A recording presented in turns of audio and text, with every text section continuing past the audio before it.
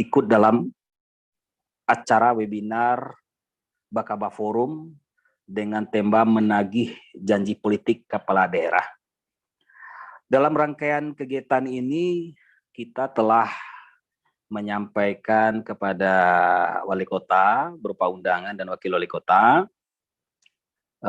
terus juga anggota DPRD, sekaligus juga pedagang. Baik, menagih janji wali kota kepala daerah untuk Kota Bukit Tinggi sendiri khususnya sekarang menjadi perhatian publik. Nah, kenapa menjadi perhatian publik? Di saat masa-masa kampanye, para pedagang merasa mendapat angin segar bahwa beban mereka seperti peraturan wali kota yang akan dicabut oleh salah satu paslon. Di saat kondisinya paslon telah duduk, peraturan ini sampai sekarang belum dicabut sama sekali. Dan tentu hal-hal ini nanti akan disampaikan oleh pedagang dan juga nanti ditanggapi oleh Pemko atau yang mewakili nantinya. Baik, langsung kita mulai saja. Untuk sesi pertama pemaparannya langsung dari Pak Hanafi selaku pedagang Aur Kuning dan mantan Ketua PPAK. Silakan Pak Hanafi, apa menjadi kendala, kemudian apa yang dijanjikan oleh kepala daerah di saat itu. Silakan Pak Hanafi. Assalamualaikum Om Fadli. Selamat malam. Ya, waalaikumsalam. Dan selamat malam. Malam. Assalamualaikum kepada seluruh narasumber dan peserta. Tidak bisa saya sebutkan satu persatu. Kita langsung saja mungkin ke apa yang memulai, yang mendasari semua kejadian ini. Yang pertama saya akan mulai dari mungkin pasca kebakaran, Om Fadli. Pasca kebakaran itu keadaan pasar memang sangat memprihatinkan karena memang dalam beberapa tahun di belakang itu omset pedagang jauh menurun dibanding sebelumnya karena ada kondisi di mana pasar Aur Kuning itu sebenarnya kan pasar grosir, mungkin regional. Mungkin kalau di Sumatera itu terbesar pasar grosirnya, sehingga pembeli itu adalah orang-orang sekitar ini, orang-orang sekitar Jambi, Pekanbaru misalnya kan, Medan juga ke sini. Nah, itu terpengaruh juga dengan harga komoditas. Nah, 3 tahun atau 4 tahun sebelumnya itu sebelum kebakaran itu sudah terasa karena harga komoditas turun. Nah, ketika itu memang omset turun lah. Nah, ketika kebakaran kita berusaha kembali lagi. Nah, memang alhamdulillah juga dibantu dengan pemerintah sebelumnya dikondisikan supaya kita bisa kembali lagi berdagang atau beraktivitas seperti biasa. Tetapi setelah kondisi itu tercapai, kita mulai berdagang lagi, kita mulai beraktivitas lagi. Tiba-tiba kita dikejutkan lagi dengan berita adanya perwako, yaitu kenaikan retribusi. Nah, keadaan itu memang sangat memberatkan pedagang. Waktu itu kebetulan saya menjabat sebagai Ketua PPAK, yaitu Perkumpulan Pedagang Aur Kuning, organisasi yang mewadahi kawan-kawan atau pedagang di Aur Kuning. Waktu itu kita berusaha untuk berkomunikasi dengan Pemko, karena retribusi yang dibuat di dalam Perwako 4041 itu sangat memberatkan karena kenaikannya sampai 600%, sangat memberatkan gitu. Di waktu itu kondisi belum memungkinkan untuk sebenarnya kenaikan sebesar itu. Jadi dengan dalih macam-macam, dengan alasan mungkin ada tekanan ini dan itu dari pemerintah, kita juga tidak tahu pasti. Kita belum bisa mendapat kepastian bahwa kita akan bisa diturunkan. Kita sudah berusaha membantu. Saya bisa ceritakan bahwa ketika itu saya dan kawan-kawan di organisasi sudah berupaya untuk menghubungi atau berkomunikasi dengan DPRD, Pemko, atau pihak-pihak lain misalnya, supaya tuntutan kami yaitu kenaikan perwako yang sampai 600% itu bisa dikurangi. Kita tidak menolak. Jadi di mana-mana pun forum kami berbicara bahwa kenaikan itu keniscayaan. Artinya tidak mungkin dengan kenaikan yang dengan tarif yang sebelumnya mungkin 100.000 sebulan per toko itu akan seperti itu terus. Tapi kenaikan yang di dalam perwako itu memang sangat tinggi gitu, 600%. Sehingga kami mengupayakan agar kenaikan itu bisa ditekan. Mungkin tidak sampai 600, mungkin 400 misalnya, jangan sampai gitu. Jadi kita sudah berusaha bertemu dengan DPRD, dengan Kepala Dinas UMKM waktu itu Pak M. Idris, masih juga belum terdapat kata sepakat supaya ini diturunkan. Karena memang dengan perwako kenaikannya itu ditentukan sampai 60.000 ya dari awalnya begini. Awalnya kita membayar misalnya 12.000 satu petak toko rata-rata ya. Jadi sehingga menjadi 60.000 satu petak toko. Sehingga kalau di rata-ratakan yang toko-toko besar di bawah itu menjadi dari 12.000 menjadi 60.000 sehingga membayar satu toko itu rata-rata 720.000. Dari yang biasanya mungkin sekitar 100-an. Itu Om Badli. Jadi dengan seiring waktu ya kita terus berupaya, tetapi ketika ada misalnya pemilu kemarin, pilkada kemarin, kita bertemu dengan beberapa calon. Nah, sehingga yang calon ini kita sebut misalnya Bapak Wali Kota kita sekarang, itu memberikan janji dengan pedagang untuk mencabut perwako. Sehingga kita mendapat angin segar, kita mendapat darah baru, karena kenaikan ini bisa kita tekan atau bahkan ini bisa direvisi ulang. Tetapi yang Bapak Wali Kota, Pak Elman Safar, itu memastikan ini bisa dicabut. Nah, ini yang mungkin jadi satu janji yang menjadi ujung tombak lah katakan untuk pedagang-pedagang di seluruh Bukit Tinggi. Nah, tetapi seiring berjalannya waktu, sepertinya ini belum terrealisasi. Nah, ini yang mungkin jadi apa istilahnya? Ada tanda kutip bahwa janji seorang wali kota atau calon wali kota ini dulu itu diyakini oleh pedagang akan mumpuni. Nah, tapi ternyata sekarang setelah ini katakanlah 100 hari ya perjalanan beliau dalam memimpin kota ini sudah menjadi keinginan kita bersama, karena ini bukanlah lagi masalah dukung mendukung, tetapi ini masalah janji seorang wali kota kepada warga kotanya. Jadi saya selaku warga kota dan salah satu pedagang di Orkuning ini itu memang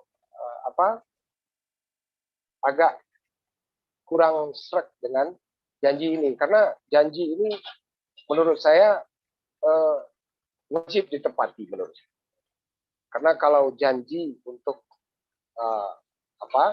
mencabut perwako ini masih belum terlaksana, tentunya ini akan jadi cacat di mata masyarakat khususnya pedagang.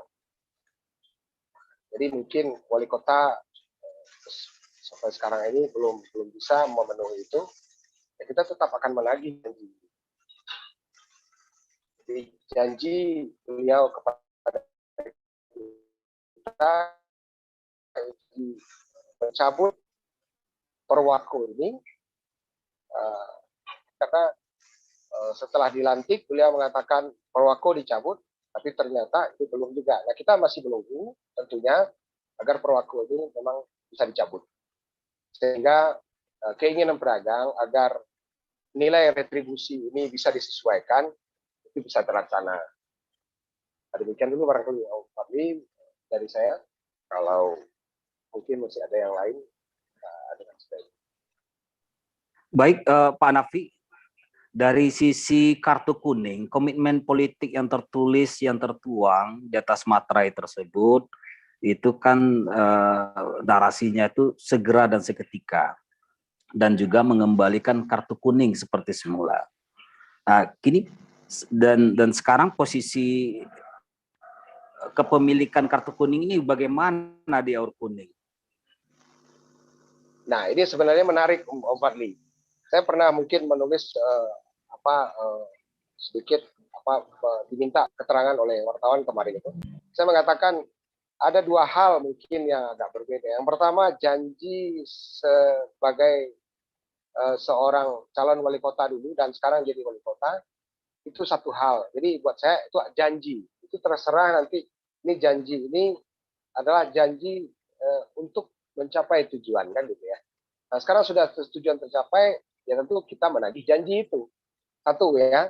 Yang kedua, kartu kuning itu sebenarnya buat kami itu rohnya pedagang, katakanlah pedagang yang barangkali memiliki izin pemakaian toko. Di kartu kuning itu sebenarnya kan izin pemakaian toko. Nah, kartu kuning itu sebenarnya yang katakanlah menjadi urat nadinya kami sebagai katakanlah kalau yang memiliki toko itu sebelumnya bisa dijadikan katakanlah agunan karena izin itu yang diagunkan bukan tokonya. Jadi jangan salah dimengerti. Izin itu diagunkan ke toko sebelumnya diberi ruang oleh pemerintah untuk itu dan diberi rekomendasi kepada bank supaya pedagang ini mendapat mendapat jalan untuk mendapatkan permodalan gitu.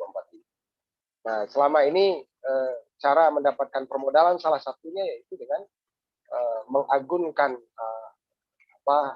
izin kepemilikan itu. Nah, sekarang itu sudah di stop Om Fadli.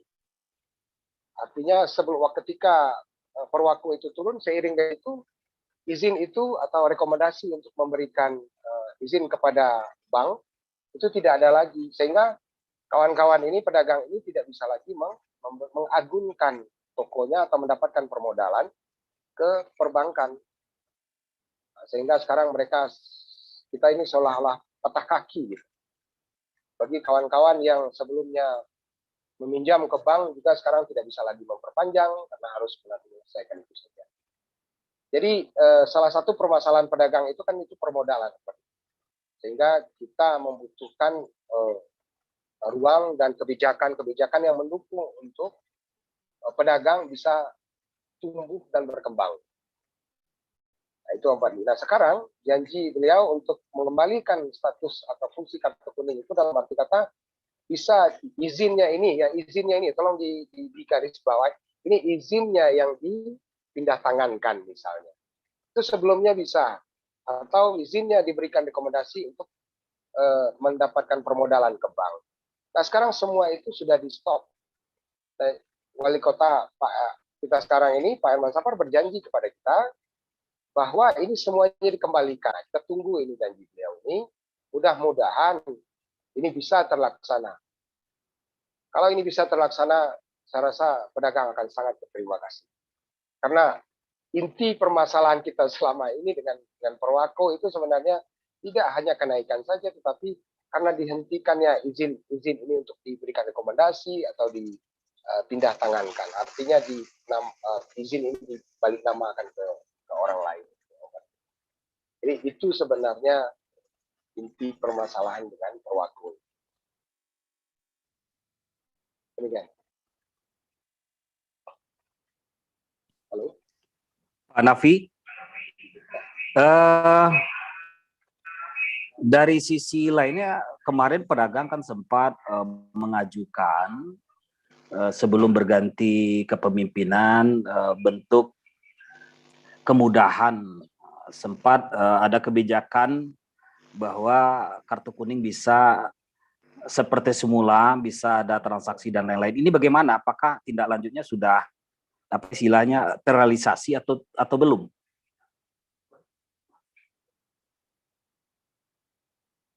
Audionya Pak Nafi, audio Pak Nafi di handphone. Oh, sekarang gimana? Ya, silakan Pak Nafi. Ya, Sebelum berganti kepemimpinan. Oh ya. Jadi waktu itu kita cari-cari jalan, kita terus berkomunikasi dengan Pemko sebelum, yaitu dengan Pak, khususnya dengan Pak M Idris, Kadis Disperindak ya, kalau UMKM ya. Dicarikan jalannya adalah dengan karena ada kemarin itu ada e-retribusi, sehingga nama-nama yang dimasukkan ke e-retribusi adalah nama-nama yang pada saat terakhir siapa yang memegang izin itulah yang dimasukkan ke dalam retribusi. Jadi sehingga ada kawan-kawan waktu itu yang sedang bertransaksi atau memindah namakan izin itu jadi bisa gitu. Nah itu hanya diberikan waktu kalau nggak salah sekitar 10 bulan. Nah itu karena mungkin apalah namanya itu kebijakan beliau atau kebijakan Pemko, karena mau dimasukkan namanya ke daftar e-distribusi karena pembayaran lewat bank lagi. Kalau sebelumnya pembayaran langsung ke dinas pasar, sekarang pembayarannya bisa langsung ke bank, kalau salah bank Nagari. Nah itu diberikan kebijakan dalam 10 bulan siapa yang ingin pindah namakan, yaitu nama terakhir itu yang masuk ke e-retribusi. Itu sebabnya ada yang bisa berpindah nama gitu. Nah sekarang itu sudah tidak ada lagi kalau. Baik, mohon maaf ada kendala teknis dari jaringan kita. Mohon maaf para peserta webinar. Baik, Pak Anafi, mohon maaf. Mohon maaf ada kendala tadi Pak Anafi. Kita lanjut kembali Pak Anafi. Ya. Aur kuning, pasar atas mungkin yang mengikuti ya. Silakan Pak Nafi. Ya, tadi kalau nggak salah itu terakhir kita bicarakan tentang status kartu kuning ya. Iya. Ya, jadi status kartu kuning sampai saat ini setelah 10 bulan diberi kelonggaran lah namanya ya, kalau bahasa saya lah. Kelonggaran itu 10 bulan itu bisa pindah nama, sehingga teman-teman atau rekan-rekan kita pedagang yang lagi katakanlah mengadakan atau memindah namakan gitu ya kartu kuning mereka, izin mereka itu kepada orang lain, itu bisa terlaksana karena dengan adanya e-retribusi kalau nggak itu dijadikan pembayaran elektronik, sehingga bayarnya ke bank lagi yang bukan bayarnya ke pusat dinas pasar. Jadi itu terakhir kondisinya. Jadi dengan kemarin itu dengan adanya janji calon wali kota yang akan memulihkan ini semua, tentunya pedagang sangat bersukacita. Pedagang sangat mendukung itu karena itu menyangkut hidup mereka. Karena buat mereka di Aur Kuning itu salah satu ya seperti yang saya ulangi lagi, urat nadinya atau nyawanya salah satunya yaitu dengan kartu kuning itu, karena dengan memiliki izin itu yang bisa dipindah namakan, bisa diagunkan ke bank, itu mereka bisa mendapatkan permodalan yang cukup. Sampai sekarang barangkali ada beberapa pedagang yang masih membayar cicilan ke bank dengan mengagunkan kartu kuning. Gitu. Dan beberapa bank, saya dengar dari teman-teman juga ada yang meminta tambahan agunan dari agunan yang ada. Jadi biasanya satu toko itu bisa katakanlah mendapatkan permodalan di bank, misalnya satu toko, misalnya tahap satu itu bisa dapatkan 1 sampai 2 miliar, 3 miliar gitu. Permodalan dari bank. Nah sekarang itu tidak bisa, Om Barli. Jadi itu yang membuat mereka sangat terpukul dengan itu. Om Barli bisa tanya-tanya itu di Aur Kuning, dengan tertutupnya keran ini, mereka seperti kehilangan separuh nyawa gitu. Karena kalau kita di berdagang itu kan salah satu kendalanya itu kan permodalan. Nah kalau keran permodalan salah satu yang biasa kita sudah bertahun-tahun kita kerjakan atau diberikan ruang untuk itu, sekarang atau kemarin itu diputus, tentunya nyawa mereka terputus separuh gitu. Itu yang jadi inti permasalahan Perwako salah satunya yaitu karena dihentikannya keran permodalan tadi itu Om Fadli. Jadi maka ketika ada yang menjanjikan obat dari sakit ini, ya mereka kita sambut. Tapi ternyata ini katanya masih perlu proses. Kita tidak tahu. Nah, jadi ada 2 hal tadi itu. Yang pertama tadi janji mencabut Perwako, karena mencabut Perwako itu janji. Yang kedua adalah pemulihan kartu kuning itu, walaupun itu dalam satu janji. Nah, kita mengharapkan tentunya ini bisa terlaksana, Om Fadli. Kita tetap akan mengharapkan ini, kita tetap akan menagih janji ini, karena ya kita tentunya akan mencari jalan atau cara supaya keadaan ini bisa berubah. Demikian, Om Fadli.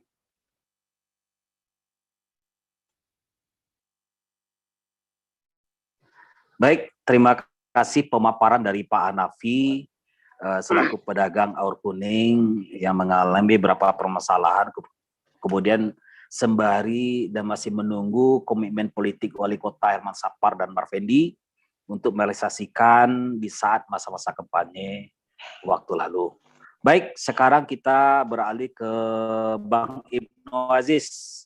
Bang Ibnu Aziz ini anggota DPRD Kota Bukit Tinggi, udah masuk 4 periode kalau nggak salah, dan Ketua DPD Partai Keadilan Sejahtera.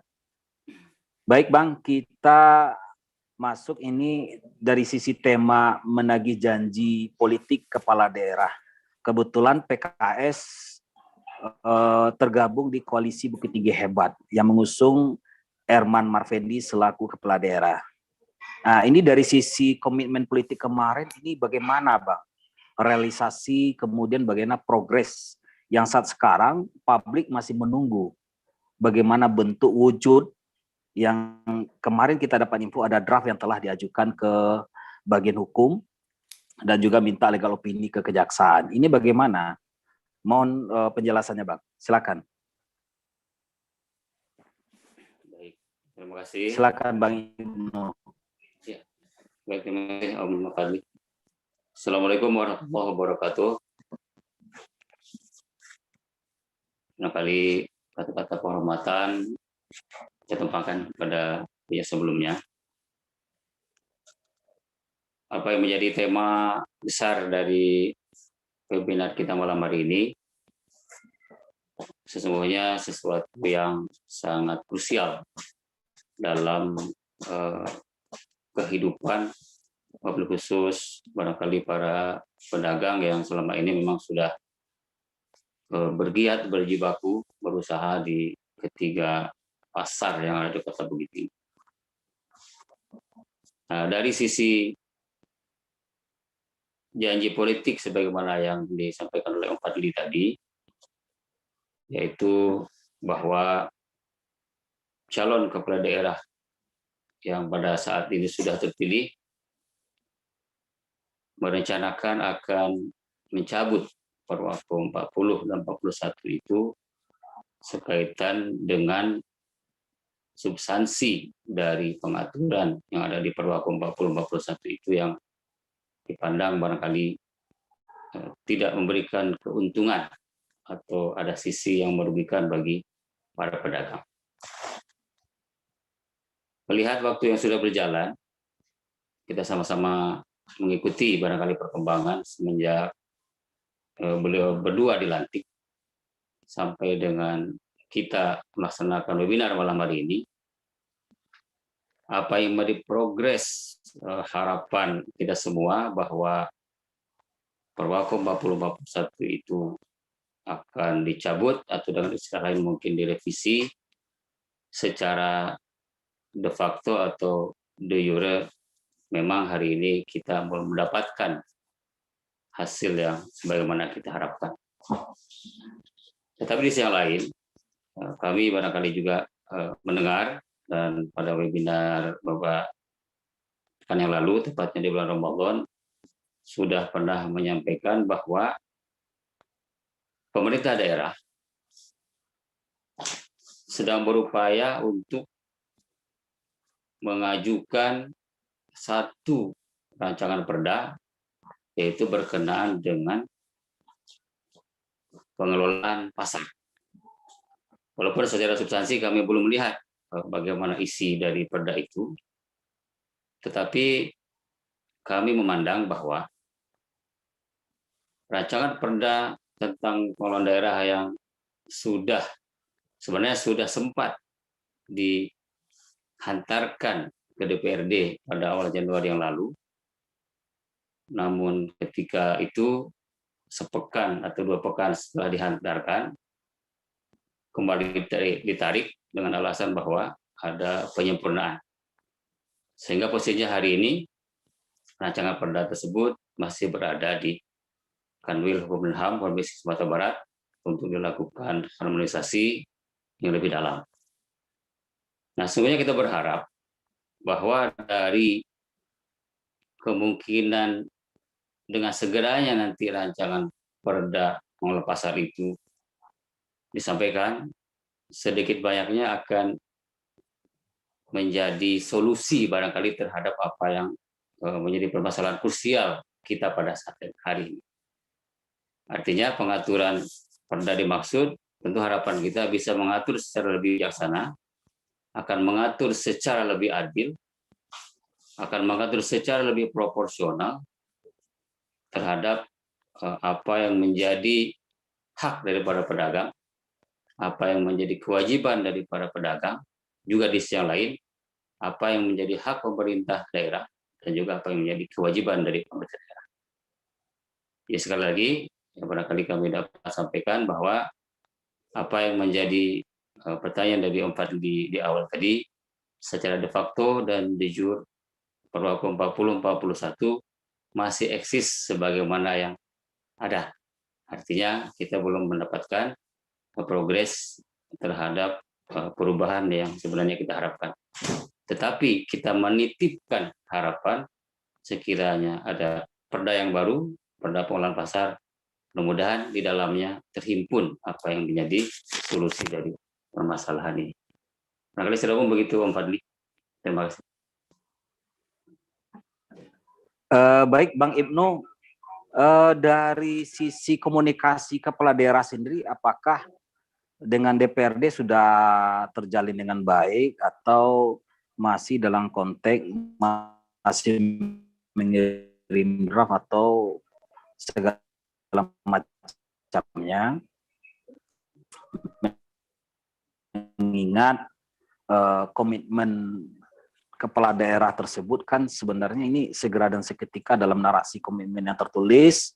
Kemudian apakah pencabutan Perwako ini bisa direalisasikan atau antara perda dengan Perwako ini? Ini bagaimana ini kira-kira Bang Ibnu? Ya.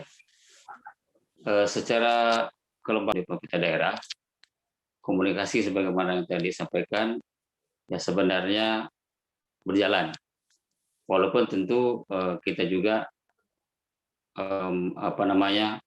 memandang bahwa komunikasi yang terjalin itu mungkin tidak serta-merta bahwa komunikasi itu dilakukan secara langsung oleh kepala daerah atau oleh wakil kepala daerah. Tapi bisa jadi komunikasi yang sudah terjalin sampai sekarang ini, komunikasi melalui SKPD yang terkait.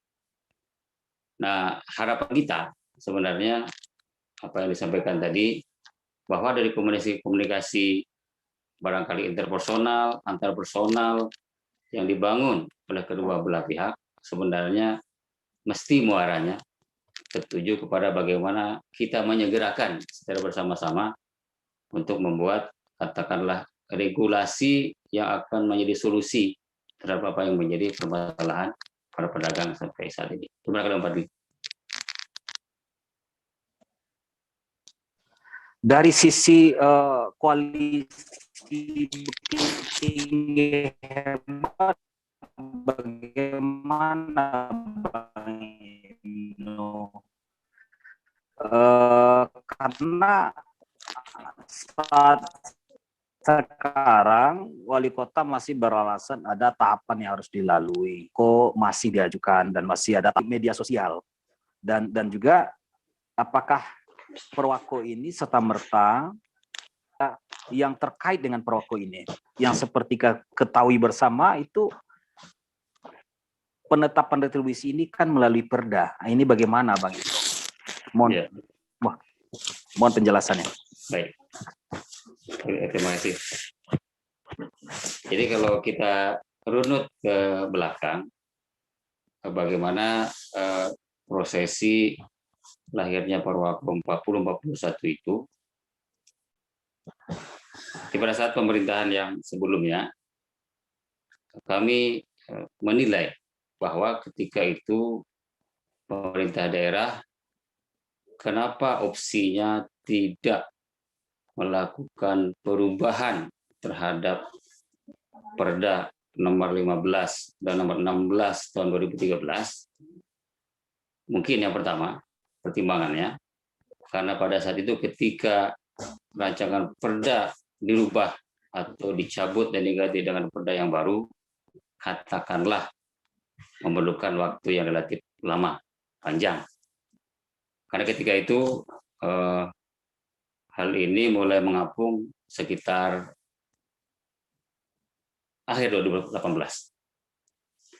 Nah, di sisi yang lain, pemerintahan saat itu berpedoman kepada Undang-Undang 28 tahun 2009, pasal 155, dan juga dikuatkan dengan pasal 9 pada Perda 15 2013 dan Perda 16 tahun 2013. Di situ memberi delegasi atau barangkali memberi ruang bahwa peninjauan kembali tarif retribusi itu maksimal dapat dilakukan dalam waktu 3 tahun.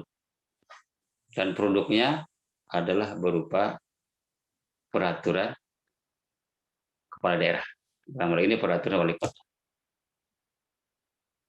Sebenarnya di tingkat DPRD juga pada saat itu teman kami sudah sering mempertanyakan kenapa pemerintah daerah mengambil opsi itu, kenapa tidak mengganti Perda dengan Perda, tetapi hanya merubah atau mengambil pasal 155 di Undang-Undang 28 2009 dengan pasal 9 di Perda 15 2013 dan Perda 16 2013, karena ternyata memang di situ ada delegasi, diberikan ruang untuk kepala daerah melakukan penentuan tarif, tentu berdasarkan kondisi ekonomi dan peninjauan atau kajian yang mesti dilakukan.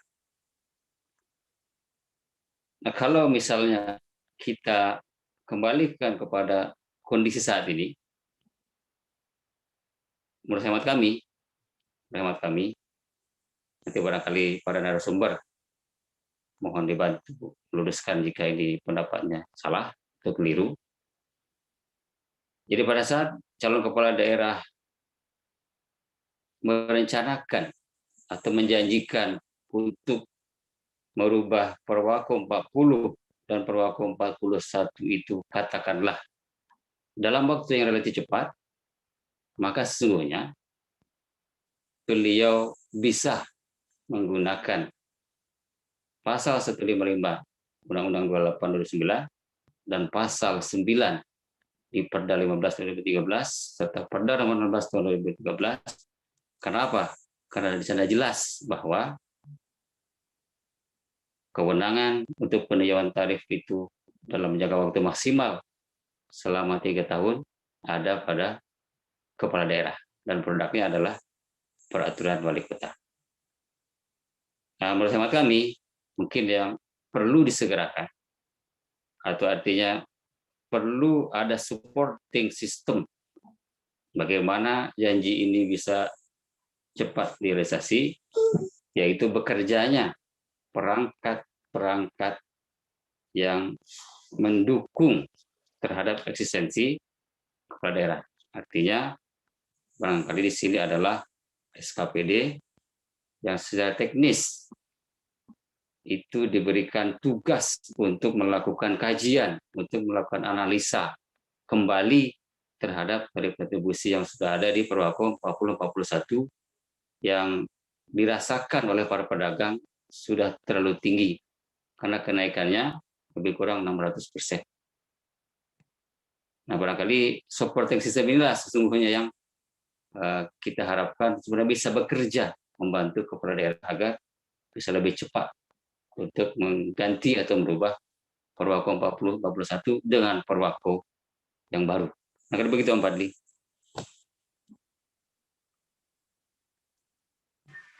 Terima kasih Bang Ibnu.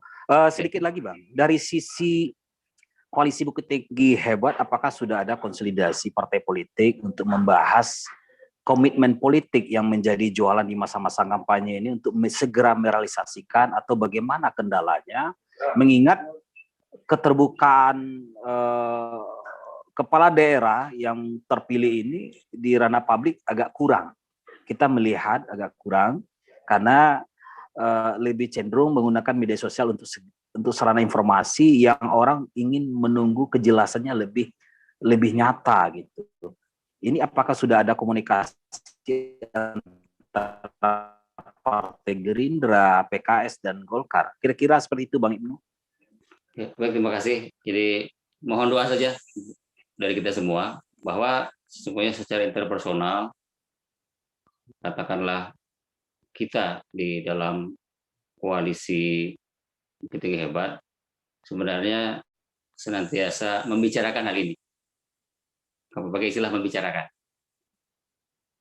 Tentu yang perlu kita dorong dan juga perlu kita katakanlah mohon doa dan dukungan kita bersama bahwa apa yang menjadi pembicaraan secara interpersonal kita di koalisi Bukit Tinggi Hebat ini bisa benar-benar segera mewujud menjadi sebuah hasil yang ini adalah merupakan semangat kita bersama dalam koalisi ataupun barangkali semangat kita secara keseluruhan yang menjadi bahagian daripada komponen masyarakat kota ini untuk segera mewujudkan apa yang memang menjadi yang pertama sudah dijanjikan, yang kedua memang benar-benar menjadi harapan para pedagang. Sekali lagi mohon doa, mudah-mudahan dalam waktu yang tidak lama lagi komunikasi interpersonal ini mudah-mudahan segera berbuah menjadi sesuatu yang lebih baik lagi. Itu barangkali Om Fadli.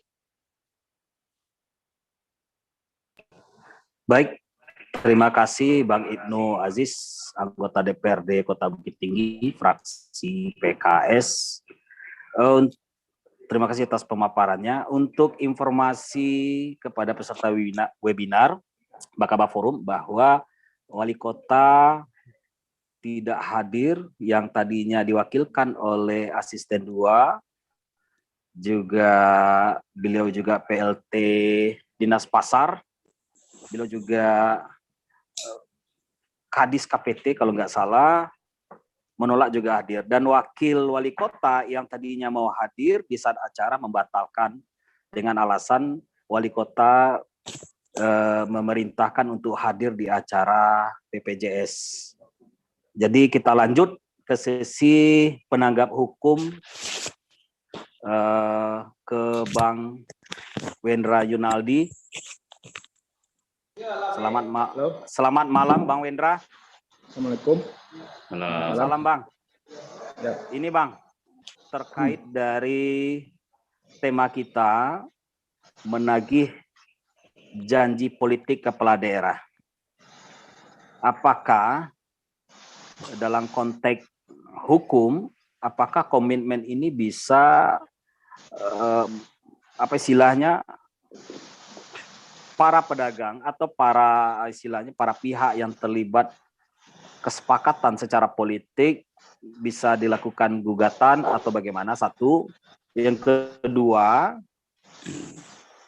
bagaimana upaya khususnya bagi para pedagang meminta kepala daerah untuk segera merealisasikan, mengingat proses yang tertulis itu segera dan seketika dalam konteks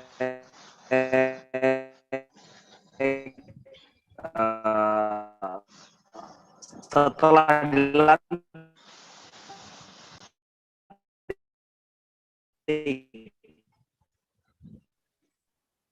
Nah, kira-kira dipandang komitmen politik kepala daerah ini. Oke, makasih waktunya Om Pai. Jadi begini sebenarnya, kita dudukkan dulu, saya diminta materi janji politik kalau saya nggak salah. Saya diminta untuk melihat memberikan materi tentang menagih janji politik kepala daerah. Satu hal yang harus dipahami, pertama janji politiknya yang mana? Janji politik yang disampaikan dalam konteks visi misi, atau kemudian janji politik yang kemudian tersampaikan selama masa kampanye. Itu dua hal yang berbeda. Maka kemudian kalau yang harus kita pahami pertama itu visi misi adalah sebagai syarat pencalonan kepala daerah. Maka harus ada dokumen visi misi. Itu poin pertama. Yang kedua adalah yang harus juga dipahami dalam Undang-Undang Pilkada juga dinyatakan bahwasanya visi misi daerah, misi kepala daerah terpilih merupakan nanti menjadi dokumen utama untuk RPJM daerah Kota Bukit Tinggi. Kemudian yang kedua adalah terkait dengan Perwako 4041 misalnya. Saya mendapat dokumen, ada janji dari wali kota terpilih, kalau saya nggak salah tanggal 11 bulan 11 2020 tentang mencabut ini dan beberapa hal. Nah, itu dua hal yang berbeda. Kenapa? Karena ketika kita baca dalam dokumen visi misi yang saya miliki, kebetulan waktu debat kandidat itu saya tim pakar dari KPU, dari visi misi yang ditulis yang bertema menciptakan Bukit Tinggi hebat berdasarkan adat bahasa di syarat-syarat bahasa di Kitab Buka, maka kemudian di situ ada 7 visi. Yang pertama itu hebat dalam sektor peningkatan ekonomi kerakyatan. Yang diterjemahkan dalam misi pertama, hebat dalam sektor ekonomi kerakyatan. Terkait dengan kalimat janji politik, misalnya mencabut Perwako 4041, kemudian mengaktifkan kembali atau mengakui kembali kartu kuning. Dalam visi misi yang tertulis, yang diserahkan kepada KPU, ya tidak ada. Tetapi kalau dimaknai lebih secara luas, pada poin misi kedua disebut di sana misi hebat dalam sektor ekonomi kerakyatan itu menciptakan kebijakan atau aturan yang lebih berpihak kepada pelaku UKMK yang dapat diterjemahkan salah satunya adalah janji politik wali kota terpilih Herman Sapar dan Martendi untuk mencabut Perwako 4041. Bisa dipahami secara luas seperti itu, turunan dari misinya itu. Yang kedua, terkait dengan pasar, di poin ke-6, yaitu menciptakan tatanan pasar bersih, aman, dan nyaman untuk pedagang dan pengunjung. Jadi kalau dilihat dari visi, misi, kemudian janji politik dalam bentuk kontrak politik atau komen politik kah namanya, maka kalau karena dia merupakan dokumen yang terlampir dalam pendaftaran, saya kemudian katakan karena dokumen itu masuk pada dokumen induk atau utama dari EPJMD, saya katakan patut diduga agar menjadi pelajaran bagi pejabat publik yang akan mencalon ke depan, janji itu bisa ditagih secara politik. Saya sebenarnya berharap teman saya Gus Said dari Universitas Nahdlatul Ulama Jakarta, beliau menulis tentang itu, janji politik itu bisa digugat. Ya, kenapa? Karena ada landasan hukumnya seperti itu. Tapi sayang beliau enggak apa. Tulisan beliau banyak tentang itu. Saya berharap beliau menjelaskan kenapa janji politik itu bisa digugat secara tun atau karena dianggap dia adalah kebijakan positif negatif atau positif negatif dalam peradilan tata usaha negara. Saya berharap sebenarnya Bung Said atau Kiai Said saya manggil ya, mudah-mudahan dan hadir yang lain. Itu persoalan janji politik. Yang jadi problemnya sebenarnya adalah apakah kemudian Perwakko 4041 2018 ini yang lahir pada tanggal 21 Desember 2018, apakah secara hukum salah? Dalam dogmatika hukum dinyatakan selama Perwakko itu belum dinyatakan batal atau dicabut oleh pejabat atau lembaga yang berwenang, maka dia dikatakan sah. Salahnya sebuah produk peraturan undang-undang diuji di Mahkamah Agung atau Mahkamah Konstitusi bagi undang-undang. Di bawah undang-undang itu di Mahkamah Agung. Problemnya hari ini perdebatan kita di Bukit Tinggi, saya juga pernah dimintakan pendapat oleh kawan-kawan jurnalis. Apakah kemudian Perwakko ini sah? Dia sah. Apakah ada yang salah dengan Perwakko ini? Secara hukum tidak ada yang salah. Kenapa? Karena di Perwakko ini ada atribusi kewenangan yang diberikan oleh Perda nomor 15 dan 16 2013 untuk menetapkan tarif itu lewat Perwakko. Artinya apa? Secara materi hukum dia tidak salah. Secara materi prosedur pembentukan Perwakko dia tidak salah. Cuma yang jadi problemnya adalah di Perda nomor 15 dan nomor 16 dinyatakan sebelum penetapan tarif itu salah satu indikator yang dipakai itu adalah kondisi ekonomi. Saya sudah sampaikan ke kawan-kawan pedagang ketika konsultasi ke Fakultas Hukum Muhammadiyah. Saya katakan, apakah indikator menaikkan sampai 600% itu apakah sudah diuji dengan data BPJS, data BPS, data statistik misalnya inflasi dari 2013 sampai 2018. Apakah sudah ada indikator ekonomi yang digunakan sehingga kemudian Perwakko ini lahir? Kalau tidak, dia cacat material, bukan cacat formal. Dalam hukum itu namanya cacat material. Cacat material itu menyangkut isinya, ada isinya yang tidak terpenuhi. Apa dasar kemudian Pemko Bukit Tinggi menetapkan kenaikan tarif sampai 600%? Saya sudah sampai sering kan, Perwakko ini nggak salah. Cuma yang bisa disalahkan, kita minta ke Pemko ketika Perwakko ini dibuat, apa indikator ekonominya? Kenapa? Karena Perda nomor 15 dan 16 mengamanatkan Perwakko itu ditetapkan salah satunya indikatornya kondisi ekonomi. Nah, ini harus bisa dituntaskan secara material. Itu tentang Perwakko. Kemudian, kenapa Perwakko ini hari ini akan menjadi lebih berpolemik? Ketika dulu berpolemik masalah tarif, sekarang berpolemik masalah janji politik. Nah, ini yang ingin saya sampaikan. Problemnya adalah ketika seorang calon kepala daerah menjanjikan dengan kalimat seketika, kalau saya nggak salah, seketika ya Bang Pek, segera dan seketika, maka kalau dalam terminologi hukum itu misalnya kita pakai putusan Mahkamah Konstitusi, kalau putusan Mahkamah Konstitusi tentang Judicial Review pasal 18 ayat 3 KUHP, putusan Mahkamah Konstitusi nomor 3 tahun 2013 terhadap apa, walaupun tidak bisa disamakan 100%, tapi ini bisa salah satu menjadi rujukan. Misalnya apa yang dimaksud dengan segera dan seketika. Segera itu dimahami dalam hal penahanan oleh Mahkamah Konstitusi paling lambat 7 hari.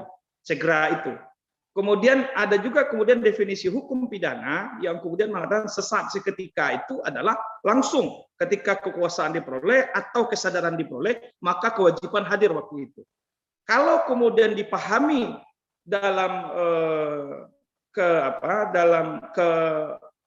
kewajiban pemerintah memenuhi kehendak daripada Mahkamah Konstitusi terhadap undang-undang yang dibatalkan seluruhnya atau sebagian, maka kemudian pemerintah harus paling lambat segera 90 hari untuk melakukan perubahan. Itu beberapa indikator yang dimaksud seketika. Tetapi kalau diambil dalam hukum pidana, maka dimaksud sesaat seketika itu ya sesaat kekuasaan diperoleh, sesaat kesadaran, maka hilanglah yang dinamakan dengan membela diri. Nah, itu beberapa poin. Problemnya hari ini adalah Wali Kota Bukit Tinggi terpilih, Herman Sapar dan Wakil Wali Kota Marvendi sudah mengucapkan, dan apa saya salah, apa salah saya baca, mudah-mudahan saya nggak salah, dari kutipan media yang saya baca, malam saat terpilih dinyatakan bahwasanya Perwako ini dicabut. Betul nggak Bang Pai? Betul nggak Bang Pai? Halo? Betul nggak? Tanggal 26 malam kemudian di berita online dikatakan betul dengan Bang. ini Perwako dinyatakan tidak berlaku. Ada pernyataan dari wali kota. Ya betul. Ya kan? Artinya begini, Ya, yang ada harus surat dipahami pernyataannya, oleh ya. pejabat publik itu bukan raja. Negara ini bukan punya mekanisme. Kalau raja ngomong langsung jadi undang-undang. Pejabat publik, bagaimana dia mengatur harus dengan peraturan. Sehingga saya katakan, patut diduga, dan kalau ada kemudian pedagang atau orang yang pernah dijanjikan, atau orang yang pernah dikomitmenkan, kemudian ada kalimat tanggal 26 malam, kalau saya nggak salah, bahwasanya Perwako itu sudah dicabut, padahal sampai hari ini belum dicabut, patut diduga pejabat yang melakukan pernyataan yang sudah dicabut itu sudah melakukan kebohongan publik yang luar biasa. Patut diduga. Kenapa? Nyata-nyatanya sampai hari ini Perwako itu belum dicabut. Pernyataan politik itu baru pernyataan politis, tetapi pencabutan itu harus dilakukan oleh dua. Pertama dinyatakan oleh undang-undang lebih tinggi tidak sah, atau kemudian lewat gugatan ke Mahkamah Agung atau Mahkamah Konstitusi bagi undang-undang. Yang kedua, Perwako itu bisa dicabut oleh Perwako juga. Artinya apa? Karena menurut ilmu perundang-undangan, yang bisa mencabut walaupun diperintahkan oleh lembaga yang lebih tinggi, tetapi proses pencabutannya itu tetap oleh lembaga yang mengeluarkan atau badan atau pejabat pemerintah yang mengeluarkan. Artinya hari ini jangan lihat lagi Perwako itu adalah produknya wali kota sebelumnya, tetapi ini adalah produk wali kota Bukit Tinggi, kepala daerah Bukit Tinggi. Wali kotanya boleh berganti orangnya, tapi jabatan wali kotanya tetap include dengan jabatan kepala daerah di Bukit Tinggi. Maka misalnya kesalahan masa lalu secara pemerintahan akan ditanggung oleh pejabat sesudah yang menggantikan. Itu konsekuensi jabatan dalam administrasi negara. Itu poin berikutnya. Poin berikutnya adalah yang kita berdebat misalnya kehendak pedagang, tentang misalnya pedagang minta terlampau tinggi. Kita baca misalnya di di Perda nomor 15 dan 16 pasal 21, wali kota itu bisa memberikan, Wako bisa memberikan pengurangan, keringanan, dan pembebasan retribusi.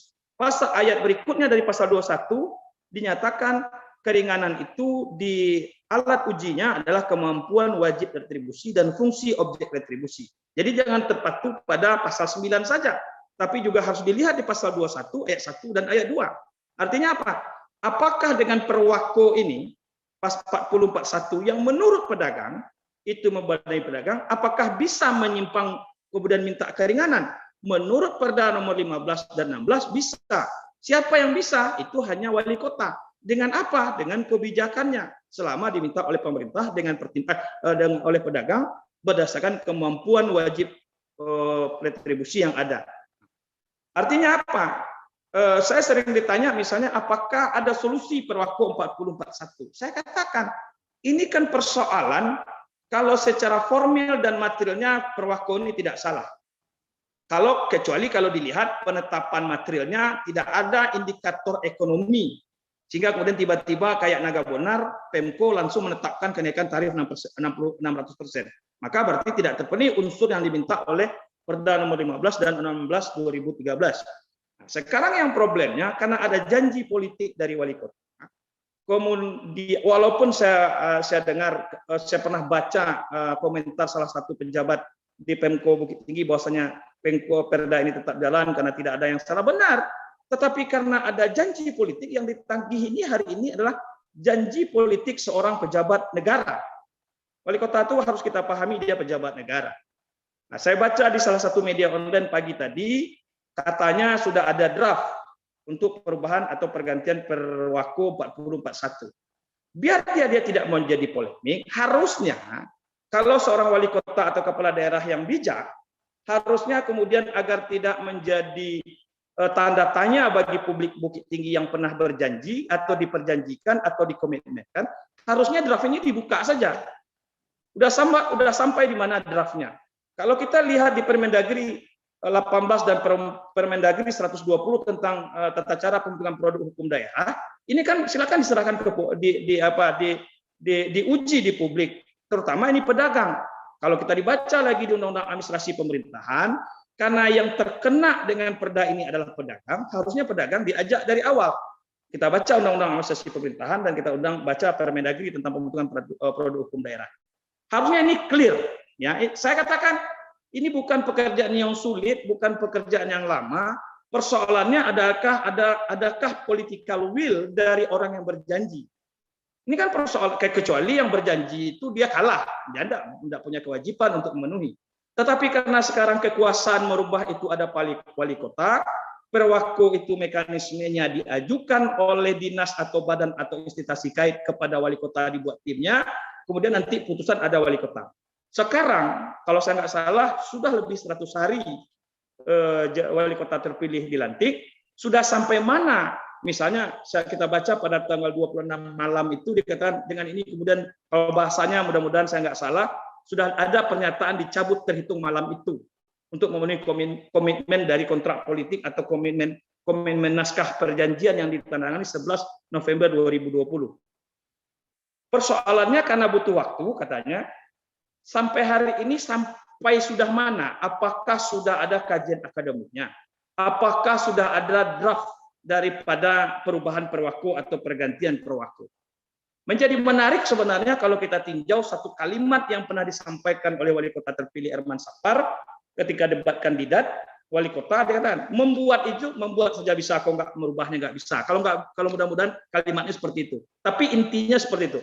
Ketika ada tanda jawab antara para kandidat, salah satu kandidat dari yang wali kota terpilih menyatakan membuat saja bisa, apalagi merubah lebih gampang. Kira-kira begitu. Artinya ada kalimat gampang.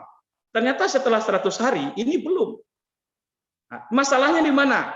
Apakah Perwako ini melanggar peraturan perundang-undangan? Tidak, saya katakan. Apakah melanggar formal? Tidak. Apakah materialnya melanggar? Tidak, selama alat uji kenaikannya ada indikator ekonomi. Yang jadi problem karena ada janji politik. Nah, maka solusinya bagaimana? Solusinya saya katakan sebenarnya ini 1 hari, 2 hari, paling lama seminggu selesai ini. Cuma kan persoalan will-nya nggak ada. Saya melihat seperti itu. Ada seakan-akan karena dulu sudah berjanji, harusnya bertanggung jawab dengan janji yang dibuat. Artinya apa? Jelaskan ke publik. Saya ingin merubah, tetapi kemudian begini. Minta waktu segini. Hari ini kan itu yang belum publik Bukit Tinggi ketahui. Akibat yang terjadi adalah desakan masyarakat muncul. Misalnya begini, saya kasih solusi misalnya. Wali kota kemudian beranggapan dengan timnya, ini tidak bisa. Kenapa? Karena juga ada yang komentar menyatakan kalau wali kota merubah Perwako ini merugikan masyarakat Bukit Tinggi, maka akan digugat di Petun. Nah, ini salah lagi. Ini peraturan wali kota yang ranah hukumnya, yurisdiksinya, judicial review di Mahkamah Agung. Petun itu bukan Perwako. Petun itu adalah kalau dia keputusan wali kota yang bersifat KTUN, baru di Petun. Nah, ini salah lagi.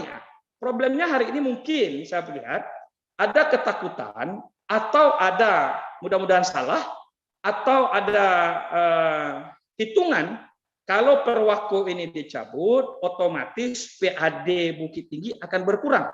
Misalnya dari 600% dikurangi menjadi 50% atau dihapus. Mungkin saja akan berdampak kepada pendapatan daerah Bukit Tinggi. Kalau berdampak, maka kemudian kawan-kawan DPR pasti nggak mau. Karena ini juga menyangkut KKD, kinerja keuangan daerah juga. Maka caranya bagaimana? Kan bisa dikomunikasikan dengan DPRD. Ini kita turunkan, otomatis pendapatan kita berkurang, kita coba genjot sektor lain. Persoalannya apakah komunikasi politik ini sudah dilakukan di dalam DPRD? Perwako betul kewenangan wali kota, tetapi dampak akibat dari Perwako itu apakah naik turun atau gratis, itu berdampak kepada pendapatan asli daerah.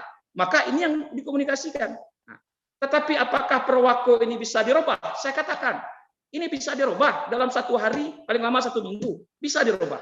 Dasar hukumnya apakah ada? Ada. Apa salah satu contohnya? Salah satu contohnya adalah, sering saya sampaikan dalam banyak diskusi dengan kawan-kawan terbatas, misalnya payung hukumnya sepertinya Undang-Undang Nomor 2 2020, Kebijakan Keuangan Negara dan Stabilitas Keuangan Negara, atau yang kemudian dikenal banyak orang Undang-Undang COVID, dan banyak peraturan pemerintah yang dilakukan oleh Presiden Jokowi dalam rangka pertumbuhan ekonomi dan menjaga daya kemampuan para pelaku UKMK di Indonesia, banyak kemudian diskon-diskon yang diberikan, termasuk kepada pengusaha-pengusaha besar. Artinya apa? Ini bisa diberikan, apalagi kalau dilihat di Undang-Undang Pemerintahan Daerah. Dalam hal sifat investasi dan lain-lain sebagainya, daerah bisa memberikan pemotongan gratis dan lain-lain sebagainya dengan ketentuan tertentu. Artinya apa?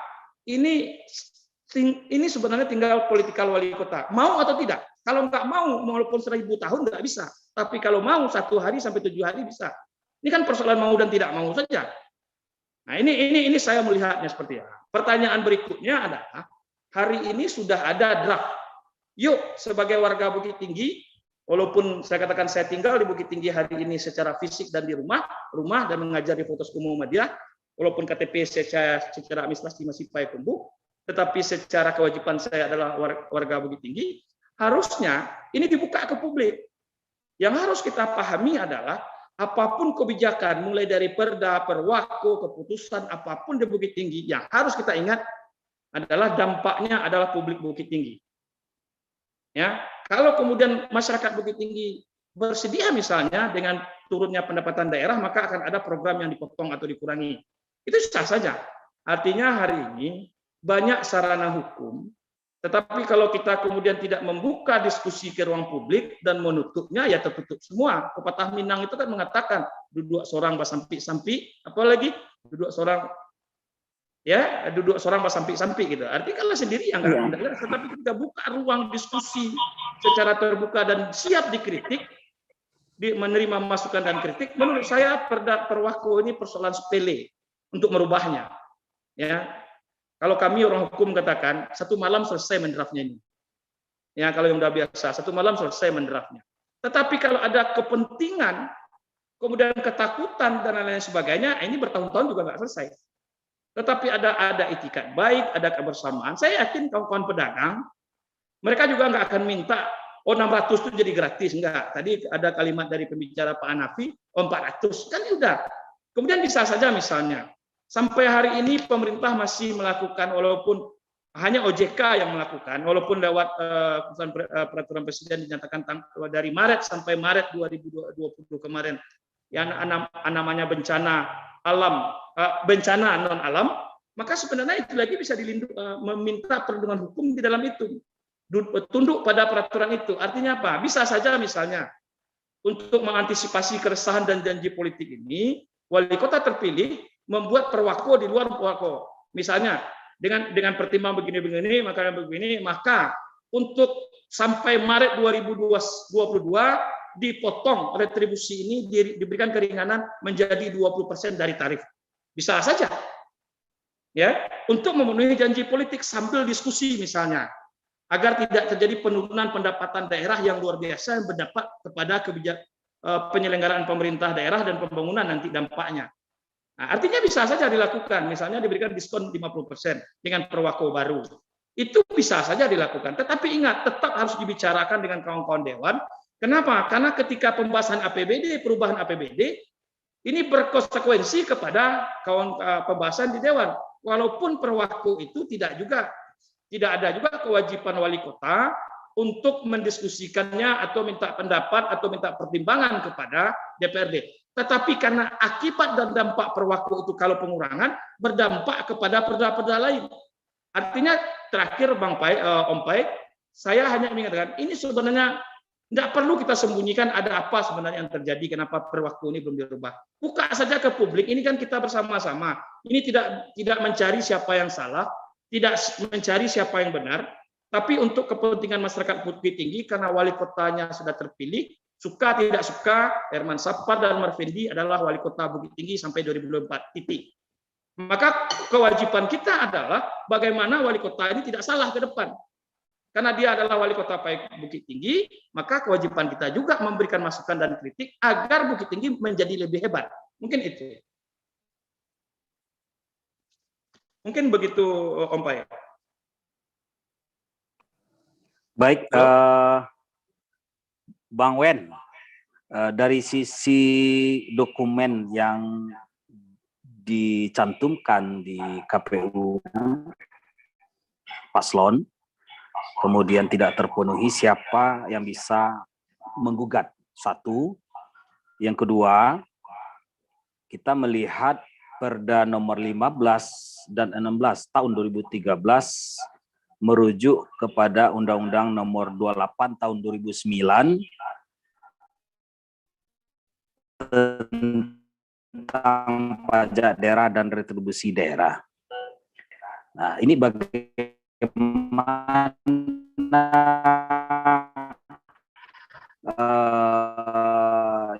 di sisi hukumnya, apakah Perwako ini? Silakan Bang Wen. Ya, artinya begini, Perda 15 dan 16, Undang-Undang nomor 28 tersebut tentang pajak dan kan tidak dirubah, kan tidak ada masalah. Tidak ada masalah. Jadi melihat undang-undang itu jangan satu saja. Jangan dilihat hanya karena ada kewajiban membuat perda retribusi dibuat saja. Kan lihat ada undang-undang lain yang kemudian bisa dipakai memberikan kemudahan kepada masyarakat. Mau kita tarik lagi misalnya ya peraturan-peraturan perundangan tentang UKMK. Banyak yang bisa kita pakai. Kemudian termasuk undang-undang COVID. Termasuk tentang undang-undang yang kemudian memudahkan Pemda di zaman krisis akibat pandemi ini. Saya katakan ini sebenarnya sederhana. Komunikasi dengan DPR secara bagus, kemudian komunikasi kepada masyarakat dan pers secara bagus, terbuka, dan Pemda Bukit Tinggi tidak ada yang disembunyikan. Ini draftnya, mari kita diskusikan. Kalau ini kita turunkan segini, dampaknya segini, kurang pendapatan daerah segini, maka akan terhambat pembangunan ini. Kalau didiskusikan, selesai. Problemnya tidak hanya di Bukit Tinggi, saya katakan. Hampir di banyak daerah, menganggap perda itu hanya urusan DPRD dan urusan wali kota, pemerintahan kota.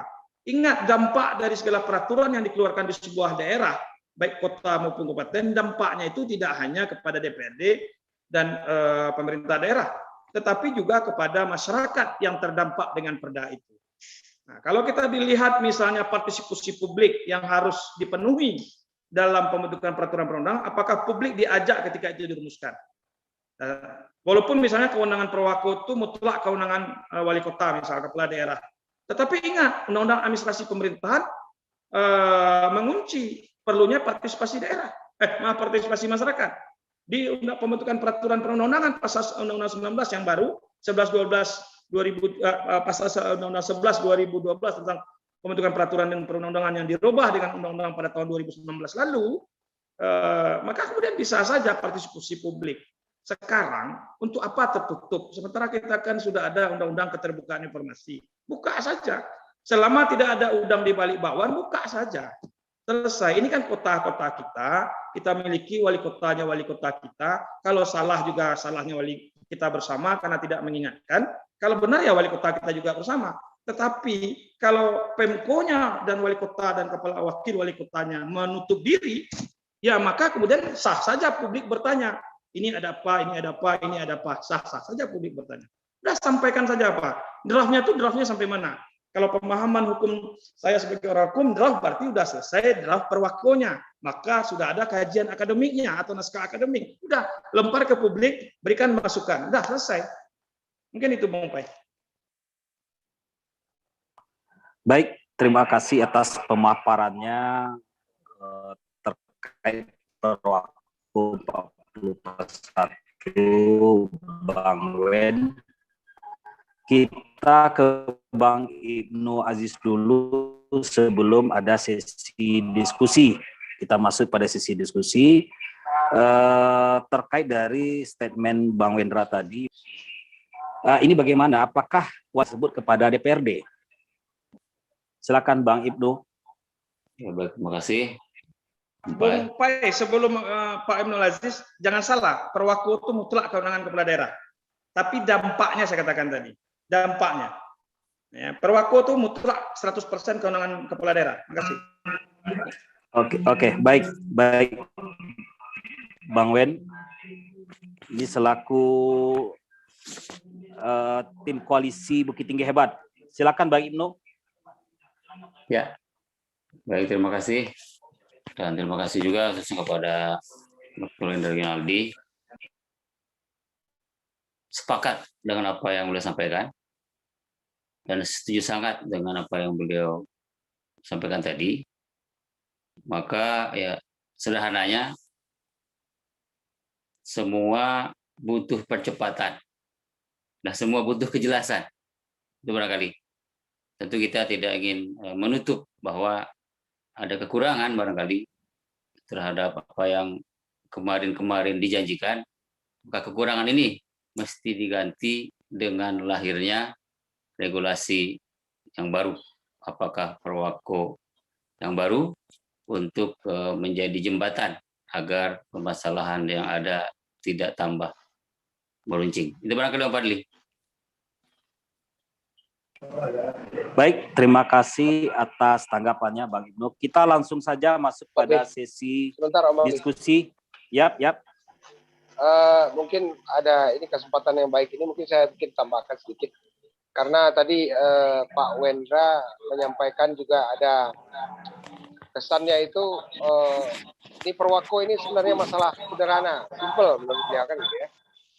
Kalau dilihat, ya silakan Pak Nafi. Jadi saya tambahkan sedikit, walaupun ini yang mengeluarkan Perwako ini adalah pemerintahan sebelumnya, tapi ini terlepas dari masalah pilkada ya. Pada tahun 2020 ini waktu COVID mulai, itu pemerintah sudah memberikan relaksasi ya dalam rangka mungkin COVID, dan karena ada permintaan dari wajib retribusi sejak Maret 2020 sampai Desember 2020 itu diberikan relaksasi penggratisan retribusi selama 9 bulan Pak Li. Jadi dalam kesempatan baik ini saya juga perlu mungkin sampaikan kepada kita semua, termasuk kepada pedagang Jalur Kuning, bahwa kita sudah dapat relaksasi atau gratis retribusi selama 9 bulan waktu tahun kemarin. Jadi tidak membayar, kalau dikalkulasikan angkanya rata-ratanya itu kalau 720 per bulan kali 9 ya sekitar 6.400.000, hampir 6.500.000 gitu. Jadi itu salah satu contoh yang diberikan, dan ini kesempatan juga kepada pemerintah yang sekarang untuk memberikan mungkin ini salah satu sudah ada yang menginisiasi, artinya memulai memberikan relaksasi penggratisan ini bahkan gratis ini sampai 9 bulan gitu. Kenapa ini tidak bisa dikerjakan lagi mungkin dalam setahun ini, karena ini masyarakat pedagang masih megap-megap gitu untuk maju lagi ke atas. Sudah banyak yang tutup, sudah banyak yang terkapar gara-gara COVID ini ya Pak Di. Jadi ini kita memang minta benar-benar kesungguhan dari pemerintah yang sekarang untuk merealisasikan ini janji kampanye dan memberikan aturan yang jelas kepada kami dan tentunya menguntungkan pedagang. Itu harapan dari kami. Baik, terima kasih pemaparan dari Pak Nafi. Kita masuk pada sesi diskusi bagi para peserta webinar. Silakan mengajukan pertanyaan, langsung boleh ke Bang Ibnu yang tergabung di koalisi Bukit Tinggi Hebat, atau juga ke Bang Wendra, atau juga ke Pak Nafi selaku pedagang.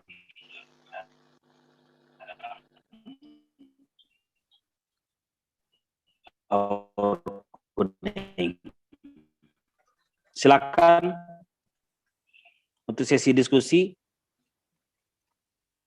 Mungkin kita ke Pak Juaro, silakan. Audionya Pak Juaro. Oke.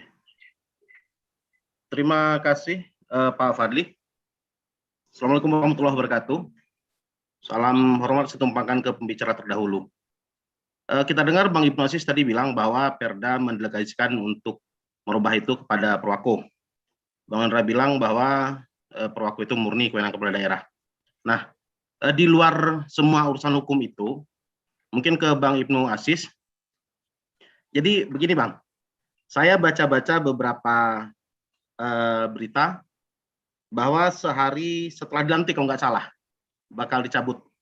Nah, saya ingin nggak tahu ini pertanyaan atau apa, tapi mungkin ke Bang Ibnu bisa saya sampaikan. Ada hal-hal yang kita bersama harus sama-sama menjaga. Ini harapan saya, mengingat calon adalah calon yang dipilih oleh ulama, tentunya janji menjadi penting untuk direalisasikan. Kalau ada yang berjanji sehari setelah dilantik, misal saya nih, kalau saya berjanji sehari setelah dilantik, saya akan mencabut sebuah peraturan, saya tentu telah mempertimbangkan atau setidak-tidaknya saya meminta bantuan kepada satu tim yang pakar tentang hukum. Logikanya seharusnya hari ini saya tidak panik lagi untuk mencabutnya, barangkali begitu. Harapan saya adalah kita sama-sama menjaga apa yang diamanatkan ulama agar hari ini terrealisasi. Ketika saya adalah calon dipilih ulama, tentu saya hari ini bertanggung jawab terhadap posisi saya dulu, barangkali demikian. Tetapi di luar itu sedikit lagi, apakah menurut Bang Ibnu mencabut Perwako ini memang benar-benar susah? Terima kasih.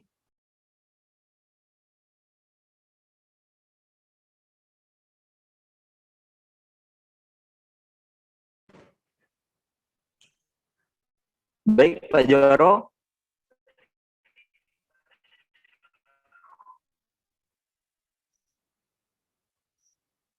Ditanggapi apa yang maksud Pak Juaro? Baik, terima kasih kepada Pak Juaro. Sepakat benar dengan apa yang disampaikan oleh Pak Juaro. Setuju bahwa kita mesti menjaga apa yang telah menjadi kesepakatan bersama, apalagi ini menjadi sebuah janji dan mesti direalisasikan. Kemudian berkenaan dengan bagaimana mekanisme mencabut Perwako, barangkali sama jawabannya dengan apa yang disampaikan oleh Pak Dr. Wendra Yuladi, bahwa secara sistematika pencabutan Perwako sesungguhnya lebih kepada bagaimana mempersiapkan supporting system yang akan membantu kepala daerah melakukan mekanisme pencabutan Perwako tersebut. Istilah Pak Wendra Yuladi mungkin tidak butuh waktu lama untuk mencabut Perwako itu. Sekali lagi sangat sepakat. Terima kasih.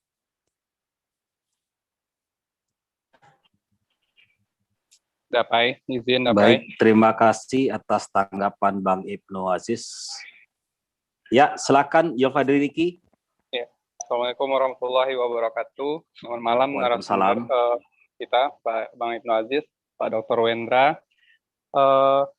Persoalan Perwako 4041 tadi sudah mungkin Mbak Kaba sudah dua kali membahas ini, dan itu selalu pendekatan hukum, dan kita sudah mendapatkan pencerahan yang sangat banyak dari Dr. Wendra terkait pendekatan hukum membaca Perwako 4041 ini. Nah, saya mau geser karena ini berkaitan janji politik, mau geser pandang kita ke pendekatan politik, yang akan nanti saya tanyakan juga kepada Pak Ibnu Aziz sebagai dari partai yang ikut mengusung Herman Marvendi yang mendeklarasikan pencabutan Perwako 4041 ini.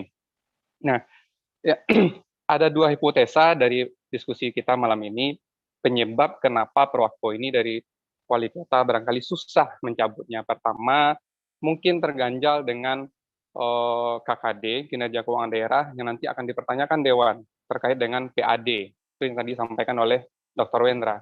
Terus dari versi Pak Ibnu Aziz, disebutkan bahwasanya yang menyebabkan terganjalnya Perwakku 4041 adalah supporting system. Artinya adalah mungkin bahasa lainnya adalah Pak Ibnu Aziz membahasakan bahwasanya SKPD-nya yang kurang mendukung untuk mempercepat realisasi janji Perwakku 4041. Tapi apapun itu, saya percaya ini lagi berproses. Cuma yang menjadi pertanyaan saya adalah partai pengusung koalisi Bukit Tinggi Hebat ini adalah koalisi yang melakukan yang punya tanggung jawab juga sebenarnya ketika pada saat deklarasi ini adalah calon mereka yang mendeklarasikan bahwasanya akan mencabut Perwakku 4041 1 kali 24 jam setelah dilantik. Nah, sekarang pertanyaan saya adalah apa bentuk pertanggungjawaban politik koalisi hebat ini baik dari Gerindra, Golkar maupun PKS, karena hari ini ada Pak Ibnu Aziz, mungkin Pak Ibnu Aziz bisa mewakili koalisi hebat untuk menjawab pertanyaan ini. Karena ini juga tidak bisa kita menganggap ini hanya pertanggungjawaban Herman Marvendi, tapi juga ini menjadi bagian pertanggungjawaban politik partai PKS, Gerindra, dan Golkar. Jadi itu pertanyaan pertama, dan kedua mungkin saya juga bisa memberikan pandangan bahwasanya ini saya melihat Herman Marvendi dalam kondisi gagap gara-gara Perwakku 4041 ini. Karena kondisinya di kompleks. Perubahan sikap antara karakter seorang Herman Safar ketika sebelum dilantik dengan menjadi setelah dilantik itu jauh berbeda. Ketika dia menjadi orang yang sangat terbuka kepada publik, tiba-tiba dia menjadi orang yang menutup diri dengan publik. Karena hari pertama setelah pelantikan itu membuat beliau berentetan sampai sekarang. Harusnya hari pertama pelantikan itu beliau mengkonsolidasikan semuanya, mengatakan pada publik, pada tim suksesnya, semua tim sukses bubar, publik tidak lagi 1, 2, 3, hari-hari itu dijadikan hari-hari yang mengkonsolidasikan semua, yang ternyata pada hari pertama itu orang malah menunggu jam 10 malam. Dia berhasil membuat ekspektasi orang besar terhadap sosok Herman Marvendi, ternyata jam 10 malamnya kena prank. Ya, ternyata Perwakku ini belum dicabut. Nah, dan itu berentetan sampai hari ini. Berbagai keributan terjadi, bahkan kalau Pak Dr. Wendra mengatakan harusnya kalau seandainya memang faktor pengganjalannya adalah khawatir KKD nanti dipertanyakan Dewan, kan tinggal komunikasi dengan Dewan. Cuman sejak beliau dilantik, kita punya catatan beberapa kali malah dengan mitra kerjanya beliau terlibat konflik. Bagaimana komunikasi ini akan terbangun dengan baik, dan saya beranggapan ini salah penyebabnya tidak hanya supporting system, penyebabnya adalah di beliau sendiri, komunikasi dengan Dewan, mitra kerja, dan malahan SKPD, tim kerja beliau. Saya punya hipotesis beliau punya masalah di sana, dan terbukti beberapa kepala dinas atau pejabat-pejabat itu mundur, dan itu hanya terjadi di Bukit Tinggi. Malah diperparah lagi di masa urusan bilik ketek pejabat dengan kepala daerahnya, relawannya Pak Herman tahu sih di media sosial. Nah kan ini nggak etis gitu. Sehingga pemerintah jadi tidak kondusif.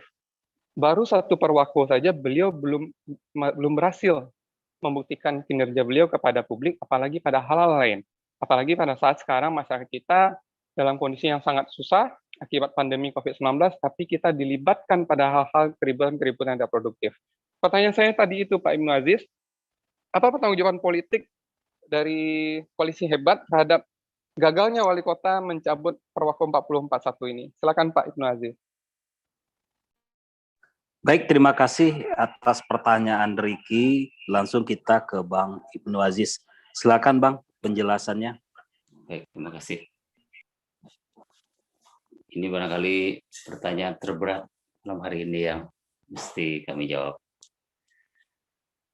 Tetapi apapun alasannya, sebagaimana pertanyaan tadi dari Bang Riki, bahwa konsekuensi dari sebuah koalisi maka menuntut pertanggungjawaban. Dan itu sesuatu yang sudah sangat benar. Tetapi bagaimana bentuk pertanggungjawaban itu bisa terrealisasi? Salah satunya tentu dengan merealisasikan apa yang menjadi kesepakatan bersama pada saat pencalonan dilakukan.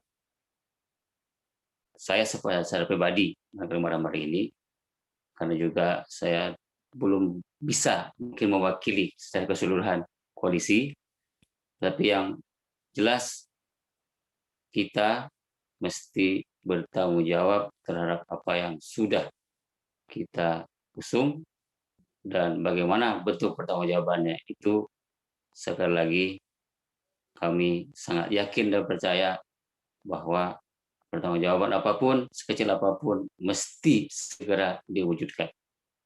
Dan ini sesuatu yang bisa menjadi pelecut bagi kami untuk bisa lebih baik lagi ke depan, agar apa yang dijanjikan oleh calon yang terpilih hari ini benar-benar menjadi kenyataan.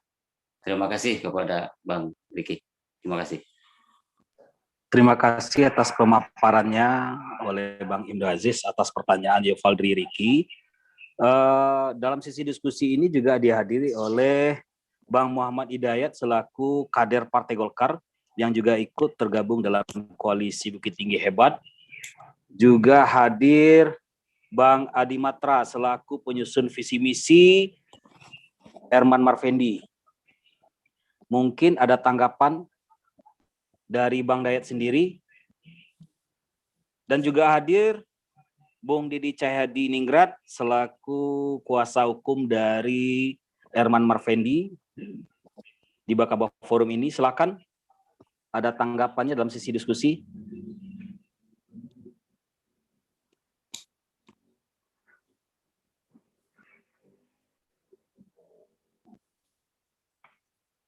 Kalau tidak ada, kita ke Bang Muhammad Fadli.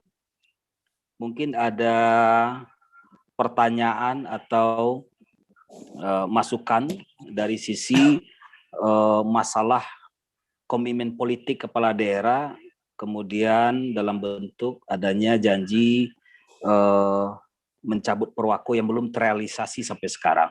Silakan Bang Muhammad Fadli.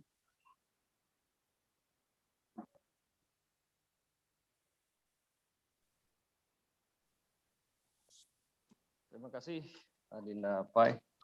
Assalamualaikum warahmatullahi wabarakatuh.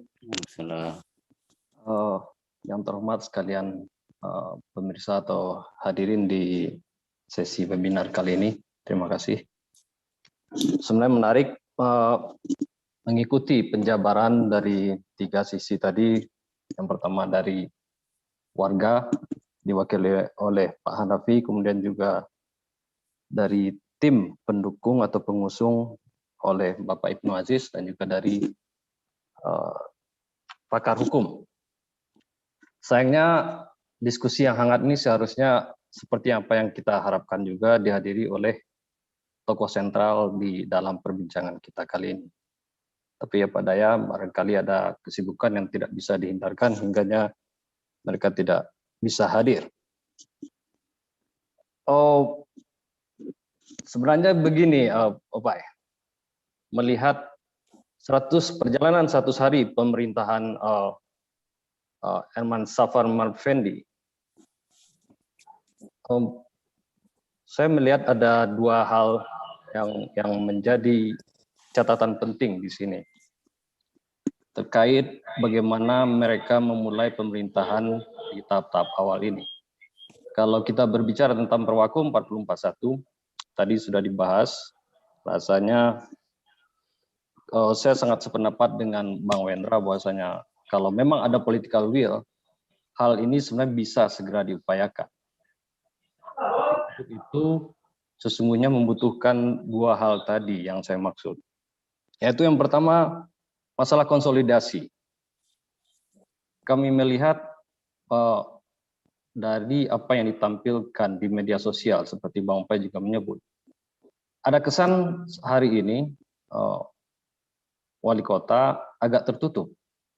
Artinya lebih memilih untuk berkomunikasi lewat media sosial, akun Facebook atau barangkali Instagram juga, dan memberikan narasi-narasi yang sangat terbatas, sehingga adanya narasi yang terbatas tentu akan bisa menimbulkan interpretasi yang bermacam-macam.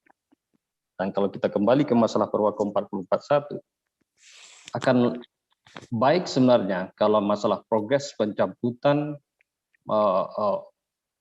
Perwako 4041 ini juga diekspos, artinya secara terbuka, dibuka oleh wali kota ataupun pihak-pihak terkait.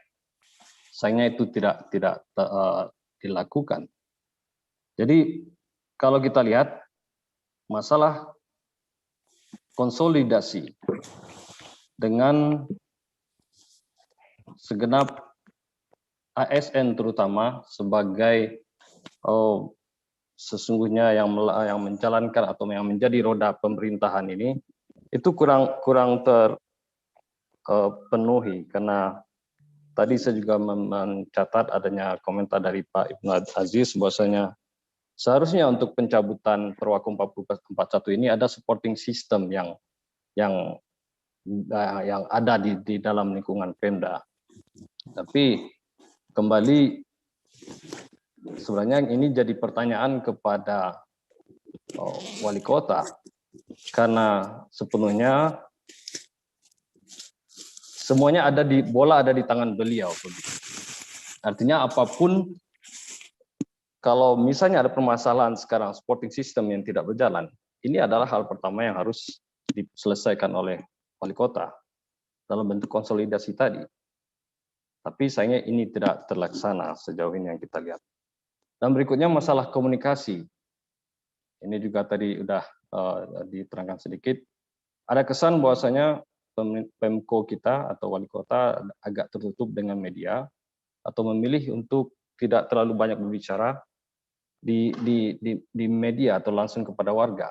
Padahal kalau kita melihat bagaimana proses di dalam pilkada kemarin, adanya kedekatan, adanya support yang sangat besar dari masyarakat atau dari warga Bukit Tinggi, itu harusnya bisa menjadi modal yang kuat, yang besar, yang bisa digunakan oleh wali kota untuk melakukan komunikasi yang hangat, yang terbuka dengan warga. Karena ini sangat diperlukan.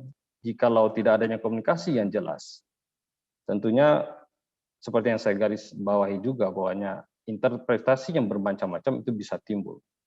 Kegaduhan barangkali juga bisa kita lihat seperti apa yang terjadi di media sosial. Ada berbagai macam narasi yang dihasilkan melewati media sosial dan justru menjadi tanda tanya buat kita semua. Sebenarnya apa sih yang menjadi fokus dari Pemko hari ini? Barangkali ini agak keluar dari topik Perwako 4041, Bang Pai, tapi itu adalah sebuah kenyataan yang kita saksikan hari ini. Adanya barangkali kesibukan dari pihak wali kota di media sosial khususnya terkait dengan gimmick-gimmick yang tidak perlu atau barangkali tidak terkait dengan apa yang telah menjadi janji politik atau apa yang sudah dicanangkan akan dikerjakan segera ketika menjabat nanti.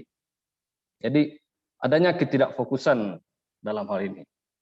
Jadi setelah tidak adanya komunikasi, kemudian juga konsolidasi yang layak kita pertanyakan, kembali itu kepada semua pihak yang terkait dengan pemerintahan daerah, dan sebenarnya kita sangat mengharapkan itu.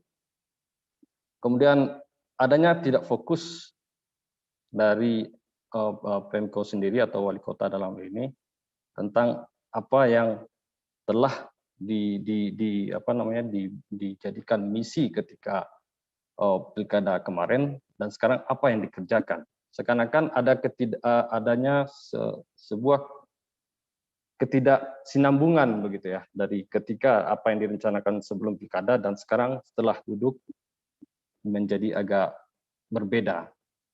Seperti saya ingin sharing juga, kemarin atau 2 hari yang lalu saya hadir di DPRD untuk menyuarakan tentang adanya rencana pembangunan kanopi atau awning di Jalan Minangkabau.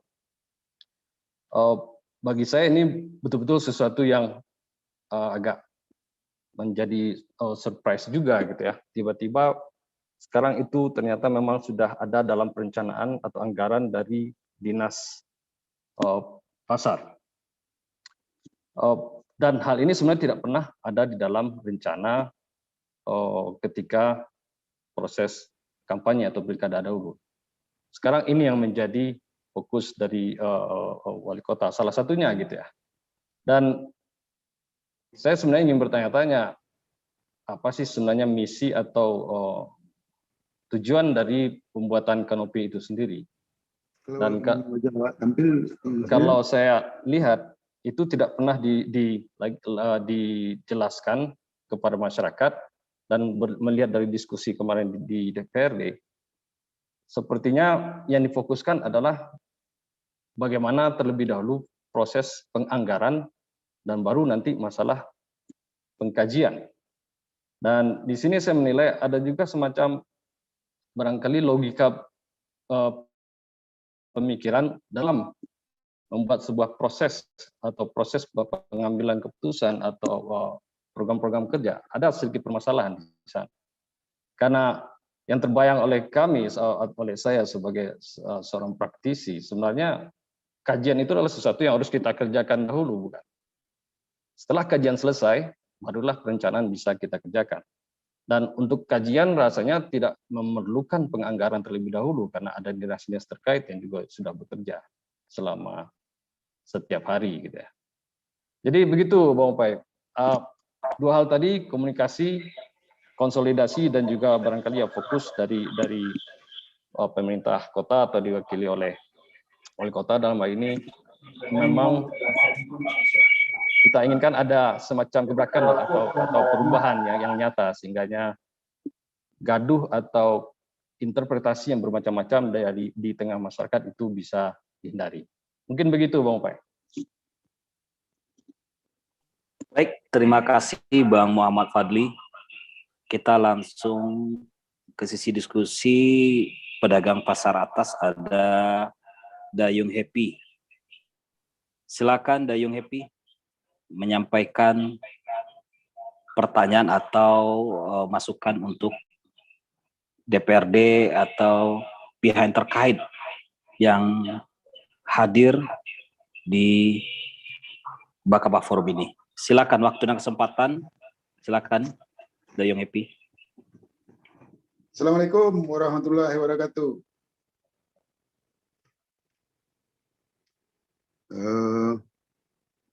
Pertama-tama saya ingin kasih masukan sama Bung Hanafi ya. Perwako 4041 itu tidak mengatur tentang hak-hak pedagang yang kartu kuning maksudnya. Perwako 40 cuman mengatur masalah tarif. Jadi kartu kuning tidak ada masalah menurut saya, karena itu tetap ada dalam perda. Terus saya juga ini menanggapi masalah janji-janji politik Herman Sapar.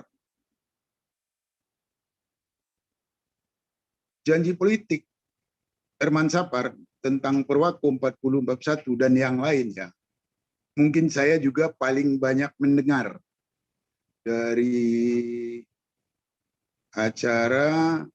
Saya pernah ketemu sama Andre di Komisi 6 di DPR RI, berlanjut ke Sederhana, rumah makan Sederhana, dan hampir tiap malam ada di Rumah Juang.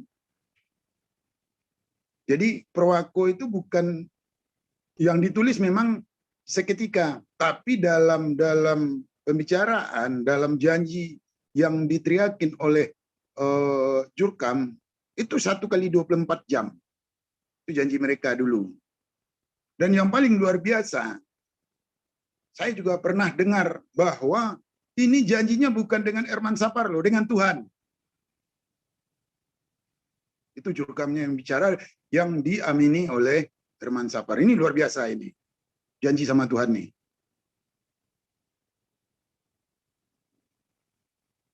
Kalau masalah Perwako. Perwako itu mengatur, yang saya tahu itu masalah retribusi. Retribusi setahu saya itu ada 3. Ada yang namanya retribusi jasa umum, jasa usaha, dan perizinan tertentu. Kita tidak tahu nih sekarang ini. Perwako ini ya atau Perda 15/16 tahun 2013 ini masuk dalam retribusi jasa umum atau jasa usaha. Kalau dia masuk dalam jasa usaha,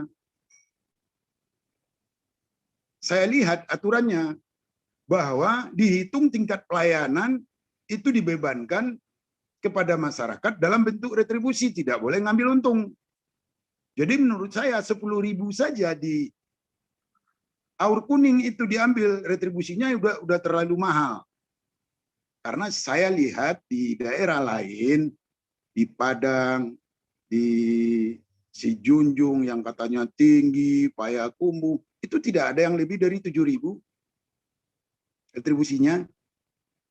Kalau memang menyangkut retribusi jasa usaha, itu boleh tetap dihitung dan pemerintah boleh mengambil keuntungan yang layak. Undang-undang menyebutkan seperti itu.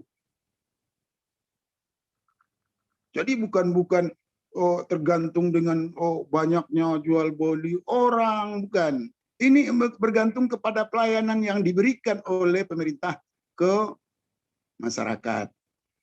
Itu setahu saya yang retribusi. Terus kita melihat juga Perwako 40/41 yang mau dicabut. Saya melihat di sini meminjam istilah dari Pak Wendra, ada penyelundupan hukum. Karena di Perda 15/16 pasal 9 itu dikatakan tarif retribusi sebagaimana dimaksud pada ayat 2 ditetapkan oleh wali kota, kepala daerah. Di sini saya lihat ada penyelundupan karena waktu saya lihat penjelasan itu cukup jelas. Saya juga cek pasal 9 itu di copy paste dari Undang-Undang 28 tahun 2009 pasal 155 yang isinya persis karena fotokopi. Tapi di ayat 3 itu ada penjelasan.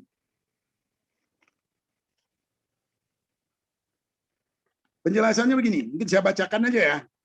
Dalam hal besarnya tarif retribusi yang telah ditetapkan dalam peraturan daerah, perlu disesuaikan karena biaya penyediaan layanan cukup besar dan atau besarnya tarif tidak efektif lagi untuk mengendalikan permintaan layanan tersebut. Kepala daerah dapat menyesuaikan tarif, bukan menetapkan.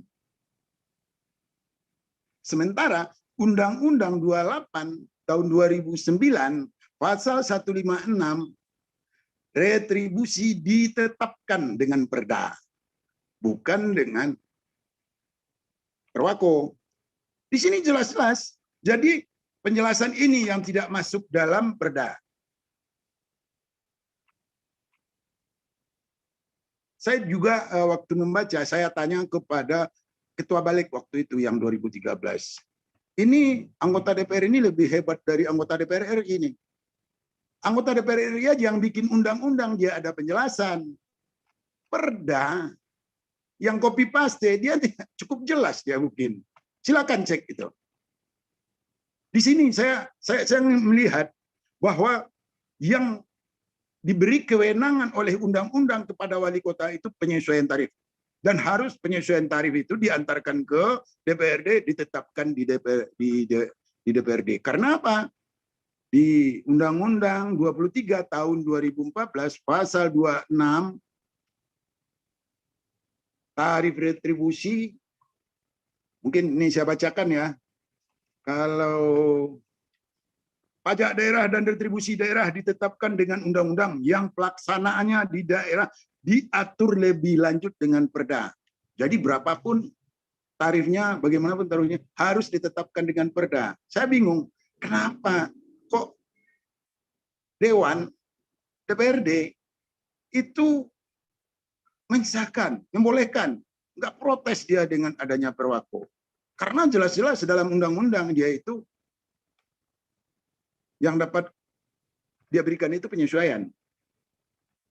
Dan yang paling luar biasa, saya lihat di pasal penutup Perwako, dengan terbitnya Perwako 41 ini, maka Perda pasal 9 itu dibatalkan. Ini luar biasa, Perwako membatalkan Perda.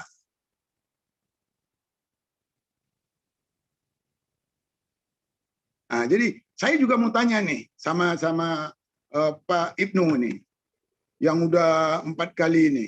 Ini bagaimana nih cara membuat undang perdanya kok sampai seperti ini? Lebih hebat dari anggota DPR yang membuat undang-undangnya. Coba dicek itu, apa benar seperti itu tak pandai. Nah, saya juga memberi masukan kepada Pak Wendra, mungkin ada penyelundupan hukum setelah dia dicek. Gitu. Nah, terakhir, saya juga sangat menyayangkan kenapa nggak ada orang Pemko yang ada di sini. Ini kan bisa untuk jadi masukan. Jangan jadi pengecut lah. Jangan jadi pengecut. Anda itu penguasa di Bukit Tinggi. Penguasa kok jadi pengecut? Anda itu dipilih oleh rakyat. Mati-matian mereka memilih Anda, mendukung Anda. Sekarang Anda lari. Waktu ditagih Anda lari, Anda ngumpet. Anda itu didukung oleh ulama. Kalau Anda nggak memenuhi janji itu sama dengan pembohong. Malu, ulamanya malu. Itu Tengku Zulkarnain mungkin nangis tuh di kuburannya. Malu dia itu. Masa orang yang dia dukung seperti ini? Terima kasih. Assalamualaikum warahmatullahi wabarakatuh. Waalaikumsalam warahmatullahi wabarakatuh. Terima kasih atas pemaparan dan pandangan dari Pak Yung Happy. Kira-kira kita ke Bang Ibnu Aziz ini terkait perda, apa yang disampaikan oleh Pak Yung Happy ini. Silakan Pak Ibnu Aziz, tanggapannya.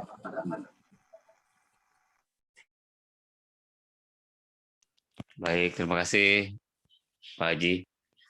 Luar biasa apa yang disampaikan oleh Pak Haji, dan sekali lagi dalam proses pembelajaran barangkali bagi kami saya pribadi, apa yang disampaikan tadi tentu sesuatu yang sangat penting. Boleh jadi barangkali dalam ketataklaksanaan pembentukan perda di DPD selama ini ada hal-hal yang luput, dan itulah yang tadi yang disampaikan oleh Pak Haji. Terima kasih apa yang disampaikan oleh Pak Epi. Barangkali berkenaan dengan penyelundupan hukum ataupun kewenangan penentuan tarif atau penetapan tarif, bolehlah barangkali malam hari ini melalui OMPAI kita serahkan kepada ahlinya, Pak Dr. Rendra, untuk memberikan pencerahan yang lebih terang untuk kita bersama. Terima kasih, OMPAI. Baik, terima kasih atas tanggapan Pak Ibnu Aziz. Kita masuk kepada Bang Fauzan Apis. Silakan, Bang Fauzan. Bismillahirrahmanirrahim. Baiklah, Assalamualaikum warahmatullahi wabarakatuh. Terima kasih kepada Bung Pai, Bung Fadli, sudah memberikan kesempatan kepada kita untuk memberikan sedikit penyampaian. Yang pertama-tama kita bersyukur juga karena kegiatan hari ini banyak yang mengikuti, dan seperti pada waktu yang lalu kita juga berharap ini akan berkesinambungan, semoga berkelanjutan sehingga adanya peranan stakeholder dari Kota Bukit Tinggi untuk bisa berpartisipasi dalam pembangunan di Kota Bukit Tinggi. Tadi dari beberapa narasumber dan juga dari beberapa peserta diskusi yang sudah menyampaikan, kalau memang janji, apakah itu namanya janji politik atau janji saja, sesuatu yang kita ucapkan itu memang harus ditunaikan, dilaksanakan. Sebagaimana pepatah kita, kalau hewan ternak yang dipegang talinya, kalau manusia yang dipegang omongannya. Kalau manusia omongannya tidak bisa dipegang, tentu saja sudah ya susah kalau kita jabarkan lebih lanjut. Tapi mungkin waktu mengucapkan janji, yang berjanji tidak paham apa yang disampaikan. Jadi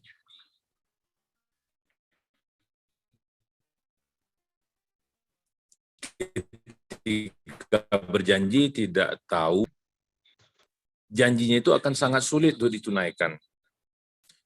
Dan kalau kita lihat dalam proses kampanye, proses pilkada, proses pengumuman KPU, siapa pemenang pilkada, itu kan cukup rentang waktu.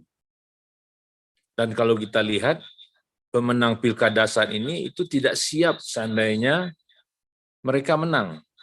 Padahal sudah ada waktu kurang lebih 2,5 bulan dari 9 Desember ke 26 Februari, itu sebenarnya waktu cukup. Dan tim yang menang ini, pasangan yang menang ini, apakah waktu setelah menang tidak melakukan kerja-kerja PR-PR mereka sebelum mereka dilantik? Sebenarnya di lingkungan paslon pemenang, itu banyak orang yang cukup paham dengan politik, dengan masalah administrasi pemerintahan. Tetapi apakah paslon yang sudah dinyatakan terpilih dan menang ini tidak melakukan komunikasi dengan orang-orang yang paham mengenai janji-janji politik mereka ini? Dan apakah juga dengan partai politik tidak melakukan komunikasi? Kalau kita lihat yang terjadi di lapangan, yang ada adalah konflik paslon dan timnya ini dengan partai-partai politik, kecuali mungkin dengan PKS. Dengan Gerindra kita melihat pasangan calon wali kota ini mendaftar ke Gerindra sebagai peserta pilkada, diterima oleh Gerindra, setelah itu juga malah mengambil posisi ketua DPC Gerindra. Muncul persoalan. Berarti komunikasi politik antara Wako ini dengan partai pendukung sudah pasti tidak baik. Itu yang pakai kacamata, pakai kasat mata di lapangannya sudah bisa ketahuan. Tentu komunikasi politik itu bisa tidak baik. Jadi mungkin saja tidak ada masukan atau saran dari partai politik yang notabene sudah pasti partai politik sudah pengalaman dalam masalah politik, dalam masalah pemerintahan. Apalagi di situ juga ada Partai Golkar yang sudah puluhan tahun sebagai partai penguasa. Dan ini menimbulkan kerugian yang sangat luar biasa untuk wali kota, karena wali kota tidak bisa menunaikan janji. Padahal janjinya sangat sederhana. Mungkin ada janji-janji lain, tapi di sini karena kita masalah Perwako 4041, sebagaimana sampaikan oleh Dr. Wendra tadi, dalam waktu 1 hari bisa dicabut. Maksimal 1 minggu sudah bisa cabut. Kalau PR-nya dilaksanakan dalam 2,5 bulan, semenjak 9 Desember sampai 26 Februari itu dilakukan, udah selesai masalah Perwako ini. Dan sekarang bukti bahwasannya wali kota melakukan janji politik ini dengan sesungguh, masyarakat tidak melihat. Yang ada, waktu tanggal 26 Februari itu, media mengutip yang disampaikan oleh wali kota, kalau Perwako ini sudah dicabut. Beberapa media sudah menulis. Tidak lama setelah itu, Sekretaris Dinas Pasar menyampaikan kalau Perwako ini masih berlaku. Itu udah suatu yang bertolak belakang, bertentangan. Mungkin baru kali ini seorang Sekretaris Dinas Pasar berani menyampaikan yang bertentangan dengan wali kota. Dan kemarin, tepat 101 atau 102 hari setelah dilantik, wali kota dalam edarannya itu menyampaikan permohonan maaf dan juga disampaikan kalau persoalan pencabutan Perwako ini masih dalam ikhtiar, yang mungkin maknanya masih dalam proses menunggu tahapan-tahapan. Berarti wali kota juga sudah menyatakan apa yang sebelumnya dinyatakan sudah dilakukan, sekarang menyatakan kalau itu belum dilakukan. Dalam waktu 101, 102 hari, sudah bertentangan apa yang disampaikan oleh wali kota. Dan semuanya disampaikan oleh Kakanda Yong Epi tadi, banyak lagi hal-hal yang mungkin yang memang tidak dilaksanakan, malah menghindar untuk menyelesaikan persoalan ini. Dari beberapa waktu yang lalu, saya selalu menyampaikan, baik di media sosial ataupun media, sebaiknya wali kota mengakui kalau Perwako ini belum dicabut. Mungkin waktu saya menyampaikan janji dulu, saya belum tahu persis situasinya seperti apa. Dan sekarang setelah saya jadi wali kota, ternyata ada kendala-kendala, baik teknis atau apapun yang ada. Dan itu butuh solusi. Tidak perlu tetap ya menegakkan benang basah. Menyatakan kalau ini sudah dicabut, ternyata belum. Kalau sekarang memang sudah mengakui bahwa itu belum dilaksanakan, masyarakat, apalagi masyarakat pedagang yang notabene pendukung wali kota, bisa tahu sudah sampai di mana prosesnya. Dan kita juga berharap partai pendukung, Gerindra, PKS, Golkar juga yang memberikan saran yang lebih intensif kepada wali kota, sehingga persoalan ini bisa diselesaikan dengan cepat. Ini tidak akan lebih rumit. Wali kota sendiri juga bisa konsultasi ke Kemenkumham, Kemendagri, ke Kementerian Perdagangan, dan pasti kementerian-kementerian itu akan memberikan masukan yang akan sangat produktif untuk persoalan ini. Kalau sekarang kan ibaratnya wibawa pemerintahan daerah itu hilang. Ini yang sangat kita khawatirkan. Semakin lama semakin hilang, bisa-bisa ya yang paling parah anarkis. Tapi ya kita semua berdoa anarkis ini tidak terjadi. Kalau terjadi anarkis, kalau kita ambil pepatah dari Arab, lebih baik raja yang zalim 1000 tahun daripada anarkis 1 malam. Ya, mungkin untuk ke depan kita semua berdoa selalu bersama-sama bermusyawarah antara masyarakat dengan Pemda, baik pemerintahan daerah, legislatif, eksekutif, ke depannya supaya kota ini bisa lebih baik, lebih maju, tidak ada kebohongan, kita semua berterus terang. Kalau kita memang telah melakukan kesalahan, kealfaan, kita minta maaf, yang namanya manusia itu bersifat khilaf, dan ke depan kita perbaiki. Karena dengan janji-janji politik ini yang tidak bisa dilaksanakan, walaupun tadi sudah sampaikan oleh Dr. Wendra, ada temannya yang memang banyak bergerak di bidang janji politik ini, tapi saya yakin kita tidak bisa menjatuhkan wali kota ini dengan janji politik. Dan kita juga akan memberikan kesempatan kepada wali kota ini ya, untuk membuktikan janjinya, walaupun mungkin belum bisa dipenuhi, tapi ke depan usahakanlah untuk memenuhi, dan berdialoglah dengan masyarakat. Sebagai disampaikan oleh Kakanda Yong Epi tadi, masyarakat ini mati-matian untuk bisa memilih wali kota ini. Malah dalam satu keluarga, saya kasih contoh, saya sendiri tidak mendukung Herman Sapar, tapi bapak kandung saya mendukung Herman Sapar kemarin. Sampai saya ada perdebatan yang sangat keras persoalan ini, dan itu adalah demokrasi. Jadi ke depan kalau bisa ya wali kota berdialog lah dengan partai politik, dengan masyarakat, dengan pedagang sebelum pilkada. Dalam satu hari berapa rumah yang didatangi? Malah sampai akhir pemilihan itu 18.000 rumah di Bukit Tinggi sudah dimasuki oleh tim paslon Herman Marvendi ini. Dan kenapa malam ini persoalannya sangat penting, bersoalan dengan janji-janji, tidak satu pun yang hadir untuk mewakili. Ini ya kita tidak marah, tapi mungkin sedih lah. Ke depan ya kita tidak pengen sedih berkepanjangan.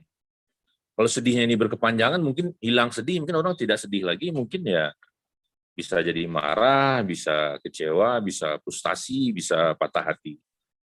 Sekarang untuk mencapai Bukit Tinggi hebat, yang walaupun sebenarnya Bukit Tinggi ini sudah dari zaman dahulu ini memang sudah hebat, bukan sekarang aja Bukit Tinggi hebat, ya bersama-sama. Kan slogannya kan muda, musyawarah dalam bekerja. Kenapa baru saja dilantik sudah hilang musyawarahnya dan dibikin hal-hal yang mungkin ya cuman pengalian-pengalian isu. Kalau selalu dilakukan manajemen pengalian isu, ya tidak akan pernah selesai lah persoalannya. Jadi terlebih terkurang, banyak-banyak minta maaf. Mudah-mudahan ke depan Bukit Tinggi bisa lebih baik, walaupun belum bisa hebat, tapi lebih baik lah dari yang sekarang. Mungkin ya hebat itu Bukit Tinggi dari dulu sudah hebat. 2 dari 3 tokoh proklamator Indonesia ini orang Bukit Tinggi, jadi sudah dari zaman kolonial Bukit Tinggi ini sudah hebat. Itu mungkin yang bisa saya sampaikan. Mohon maaf bila terlalu. Wassalamualaikum warahmatullahi wabarakatuh.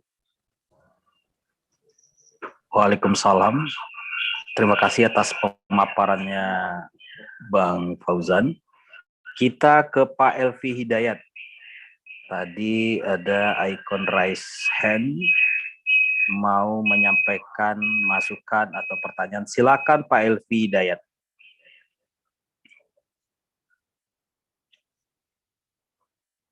Audionya Pak Elvi.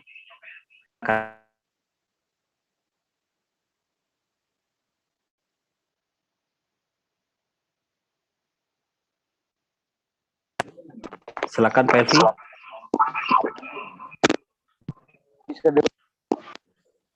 Silakan Pak Elvi. Kondisi kameranya kurang terang, kurang terlihat jelas wajah Pak Elvi Hidayat. Silakan Pak Elvi, ada masukan atau pemaparan dari tema diskusi kita menagih janji politik kepala daerah.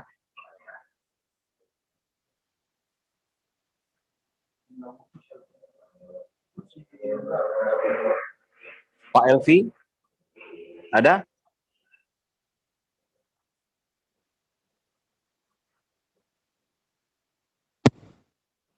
Halo, dengar saya? Ya, silakan. Halo? Ya, silakan Pak Elvi. Ya, begini ya. Warahmatullahi wabarakatuh. Waalaikumsalam. Saya melihat ada 2 faktor. Yang pertama saat kampanye pilkada dan setelah kampanye pilkada. Yang pertama mungkin waktu kampanye itu, janji kampanye itu cara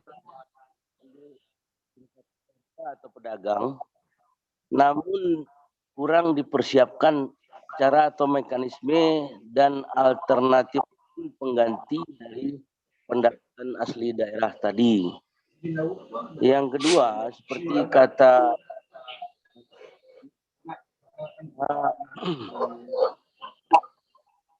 semua tidak semudah itu mencabut perwaku secara walaupun secara sepihak oleh wali kota dan wakil.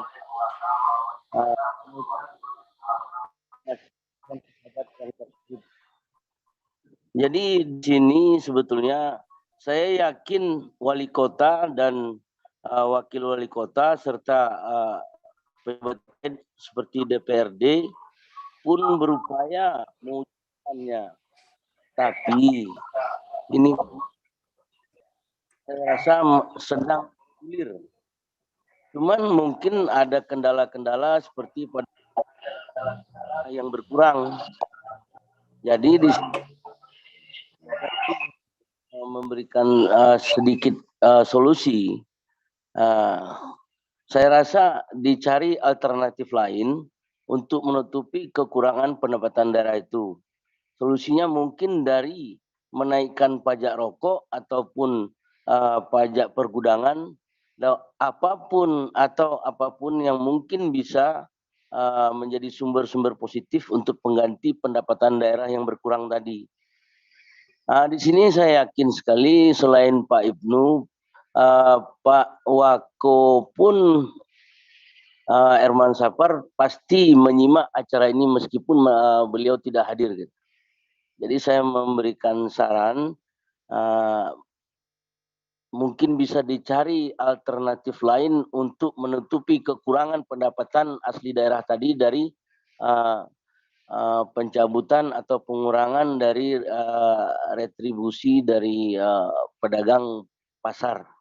Begitu kira-kira pendapat singkat saya, moderator. Terlebih dan kurang saya mohon maaf. Assalamualaikum warahmatullahi wabarakatuh. Waalaikumsalam warahmatullahi wabarakatuh. Terima kasih Pak Elvi Hidayat atas pemaparan dan tanggapannya terkait tema kita malam ini. Mungkin Bang Ibnu Aziz mungkin ada penyampaian terkait berapa sesi pertanyaan atau masukan yang disampaikan oleh peserta Bakaba Forum. Silakan.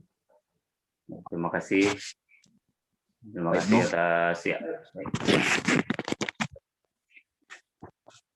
Terima kasih atas seluruh saran masukan. Kami sangat yakin saran masukan yang sangat positif tadi lahir daripada keinginan kita bersama bahwa Bukit Tinggi ke depan mesti lebih baik lagi untuk benar-benar mendatangkan kenyamanan bagi seluruh warganya.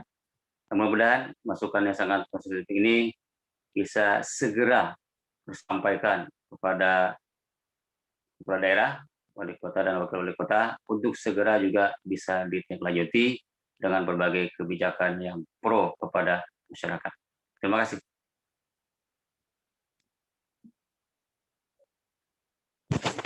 Baik, terima kasih atas tanggapan Bang Ibnu. Mungkin ada yang perlu disampaikan oleh Bang Dr. Wendra Yunaldi untuk sesi terakhir ini. Silakan Bang Wendra. Terima kasih Om Pai. Terima kasih Om Pai. Jadi begini, kalau kita melihatnya ini adalah demi kepentingan Bukit Tinggi, saya sepakat dengan Pak Fauzan Hafiz tadi, masuk dari kita yang bertanya. Yuk kita bersama, saya baru tahu juga mudah itu musyawarah, apa tadi, musyawarah dalam bekerja, artinya apa? Selesailah di Minangkabau itu tidak ada yang tidak selesai, basilang kayu dalam tungku, ya kan? Selesai kalau mau diselesaikan secara musyawarah, secara kebersamaan. Maka kemudian pandanglah ini adalah persoalan Bukit Tinggi secara utuh, tidak hanya wali kotanya, tidak hanya DPRD-nya, tetapi juga masyarakat.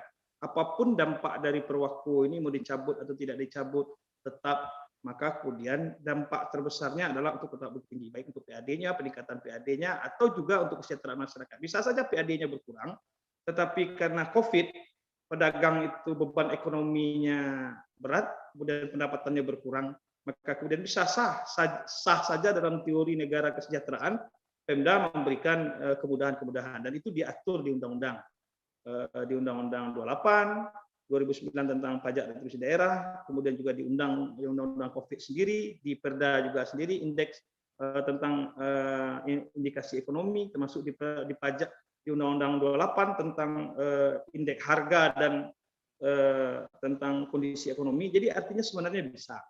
Sebenarnya tidak rumit-rumit kalau ini kita terbuka. Gitu. Saya sepakat dari siapa tadi Pak Fauzan Hafiz yang bicara. Kalau dulu kita para politisi datang dari rumah ke rumah, sekarang kok susah betul ketika sudah berkuasa. maka kemudian buka sajalah ke masyarakat. Ini kendalanya. Kalau betul ada kendala secara peraturan perundang-undangan. Banyak putra-putra Bukit Tinggi yang menjadi akademisi, termasuk di UNAN atau di mana saja, kawan-kawan di Muhammadiyah, di mana. Yuk kita bersama-sama mencari solusinya. Sehingga ini tidak menjadi beban sendiri, kita kerjakan bersama untuk kepentingan masyarakat Bukit Tinggi. Mungkin ketika membuat visi misi dengan semangat mudanya tadi, kemudian wali kota terpilih Herman Sapar dan wakil Bang Marvendi, kemudian ternyata ada kendala. Yuk kendalanya kita buka saja ke publik. Rasanya masyarakat Bukit Tinggi tidak kejam-kejam aman. Kalau kemudian mentransparasikan apa yang terjadi, apa yang kendalanya, kami ternyata secara peraturan perundang-undangan, ternyata hanya bisa segini. Saya yakin para pedagang di Bukit Tinggi paham, ternyata kendalanya begini. Ada paling tidak dari kalau dalam pepetah Minang itu, kalau tidak panuh KT, panuh ke bawah. Ya kan? Kalau tidak dicabut 100%, dikurangi 100%, tetapi kemudian diobatilah persoalan masyarakat. Tapi satu hal yang ingat, ini kan kondisinya kan inflasi. Kalau dilihat dari Perda, kemudian dilihat Undang-Undang 28, maka kemudian sekarang inflasi kita kan luar biasa ini. Pertumbuhan ekonomi kita menurun sejak COVID ini. Ini bisa jadi indikator. Walaupun kalau dilihat dari Perda 15 dan 16, itu kan evaluasinya setelah 3 tahun. Kalau dilihat Perwako ini baru disahkan Desember, kalau saya nggak salah, 21 Desember 2018, maka baru Desember 2018, 2019, 2020, baru Desember 2021 secara normatika hukumnya kalau merujuk atribusi kewenangan yang diberikan oleh pasal 9 Perda nomor 5 maupun Perda nomor 6.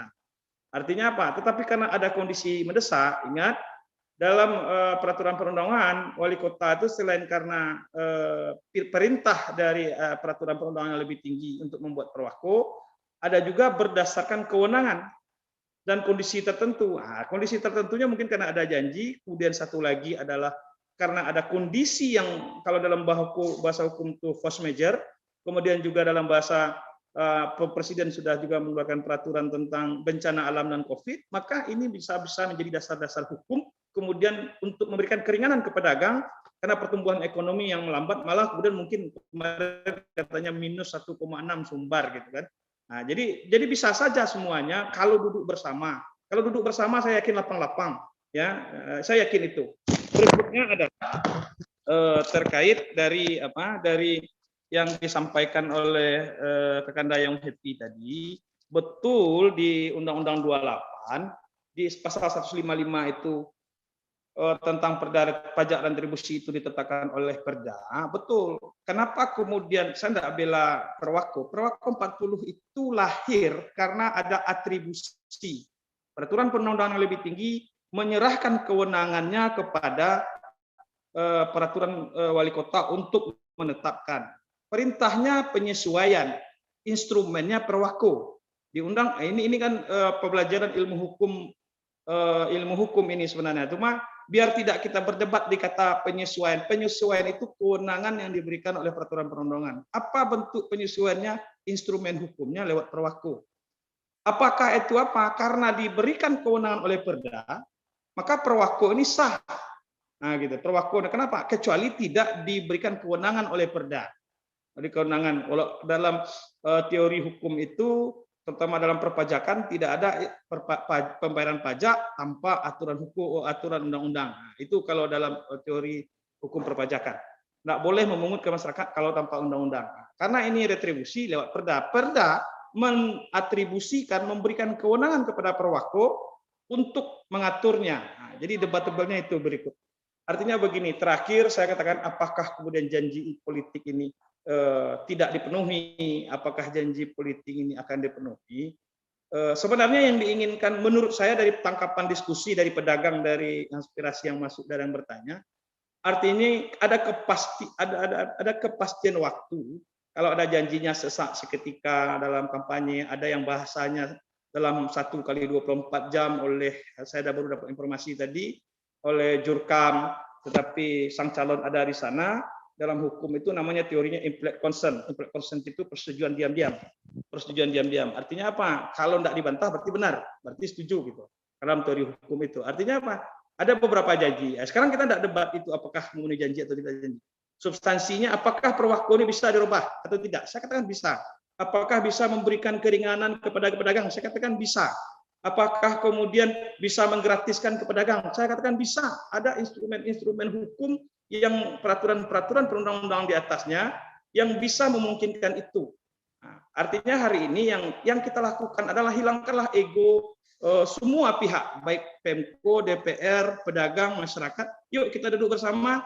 Ini kajian akademisnya, ini naskah akademiknya, ini adalah perubahan Perwako atau pergantian Perwako atau Perwako baru. Yuk kita diskusikan. Oh ternyata ada dampaknya terhadap APBD Bukit Tinggi, APAD Bukit Tinggi yang akan berkurang sekian miliar. Oh yuk, bagaimana apanya? Maka akan ada program yang akan dicoret dan lain sebagainya. Artinya semuanya selesai kalau ini didiskusikan atau dimusyawarahkan. Saya betulkan dengan kalimat siapa tadi muda itu adalah kepentingan musyawarah dalam bekerja. Ini menarik. Yuk kita dudukkan. Nah, mari kita berapa? Cuma kan persoalan seluruh barang yang tertutup dari kepentingan publik dan tertutup dari publik, maka publik berhak bertanya. Publik berhak bertanya. Apalagi kalau dilihat dari Undang-Undang Keterbukaan Publik, ini bukan satu hal yang mesti dirahasiakan. Karena ada beberapa kategori, ada 12 kalau saya 9 atau 12 kalau saya nggak salah, yang termasuk rahasia. Ini bukan termasuk yang harus dirahasiakan kepada publik. Naskah akademik harusnya disebar ke publik. Kalau ada draft, bagikan ke publik. Diskusi debatable terhadap ada yang tidak suka dan suka, tetapi nanti ketika wali kota hari ini, Herman Sapar dan Marvendi kemudian mengeluarkan Perwako baru, perubahan, pergantian, maka kemudian dia sudah menjadi produk hukum yang berkekuatan hukum tetap. Apakah setuju atau tidak setuju, diterima atau ditolak, persoalannya nanti hanya persoalan politis. Tetapi secara hukum ketika ini dirubah, diganti atau dibuat Perwako yang baru, maka dia punya hak. Ini sebenarnya yang saya tangkap dari diskusi dan banyak media yang saya baca, sebenarnya itu saja. Kita tidak debat lagi, ini seketika segera 1x24 jam saya dapat lagi di YouTube bahwasanya dalam prosesnya dalam 100 hari ternyata 100 harinya juga sudah terlanggar gitu kan. Artinya apa? Dalam azas-azas umum pemerintahan yang baik dalam hukum administrasi negara, salah satunya azasnya itu adalah transparansi. Dalam pembentukan perundang-undangan salah satu azasnya adalah partisipasi publik. Artinya ketika dua ini dipenuhi, ini selesai. Terlepas misalnya apakah ada pejabat Bukit Tinggi yang mundur dari ini, sebenarnya buka saja ke publik ini masalahnya. Oh ternyata saya ada masalah, ada aturan yang ternyata tidak boleh. Yuk kita cari solusi bersama. Nah, walaupun saya katakan tadi Perwako 100% kewenangan wali kota. Tetapi agar tidak menjadi polemik ke depan, saya lebih menyarankan walaupun tidak diatur di undang-undang karena berdampak kepada pendapatan asli daerah, tidak ada aturan yang mewajibkan wali kota berdiskusi, berkomunikasi, meminta pertimbangan DPR, minimal mau formal atau tidak formal, paling tidak memberi sen kepada kawan-kawan dewan, oh Perwako ini saya robah, saya nolkan. Yuk kita cari yang lain, sumber pendapatan asli daerah. Ini Perwako ini kita turun. Atau bisa saja solusinya berikutnya adalah karena ini kondisi COVID, Perwako yang baru atau yang perubahan atau pergantian bisa saja. Karena akan ini maka kemudian Perwako 4041 diberikan dispensasi 50% sampai Maret 2022. Setelah itu 25%, setelah itu 100%. Artinya sambil kita mencari nanti apa betul yang kemudian masyarakat Bukit Tinggi secara umum tidak dirugikan dengan pendapatan asli daerah yang berkurang, sehingga berdampak pada program-program pemerintahan yang lain, tetapi semua aspirasi terserap dan tidak ada yang dirugikan. Mungkin pendapat saya begitu, Bung Pai.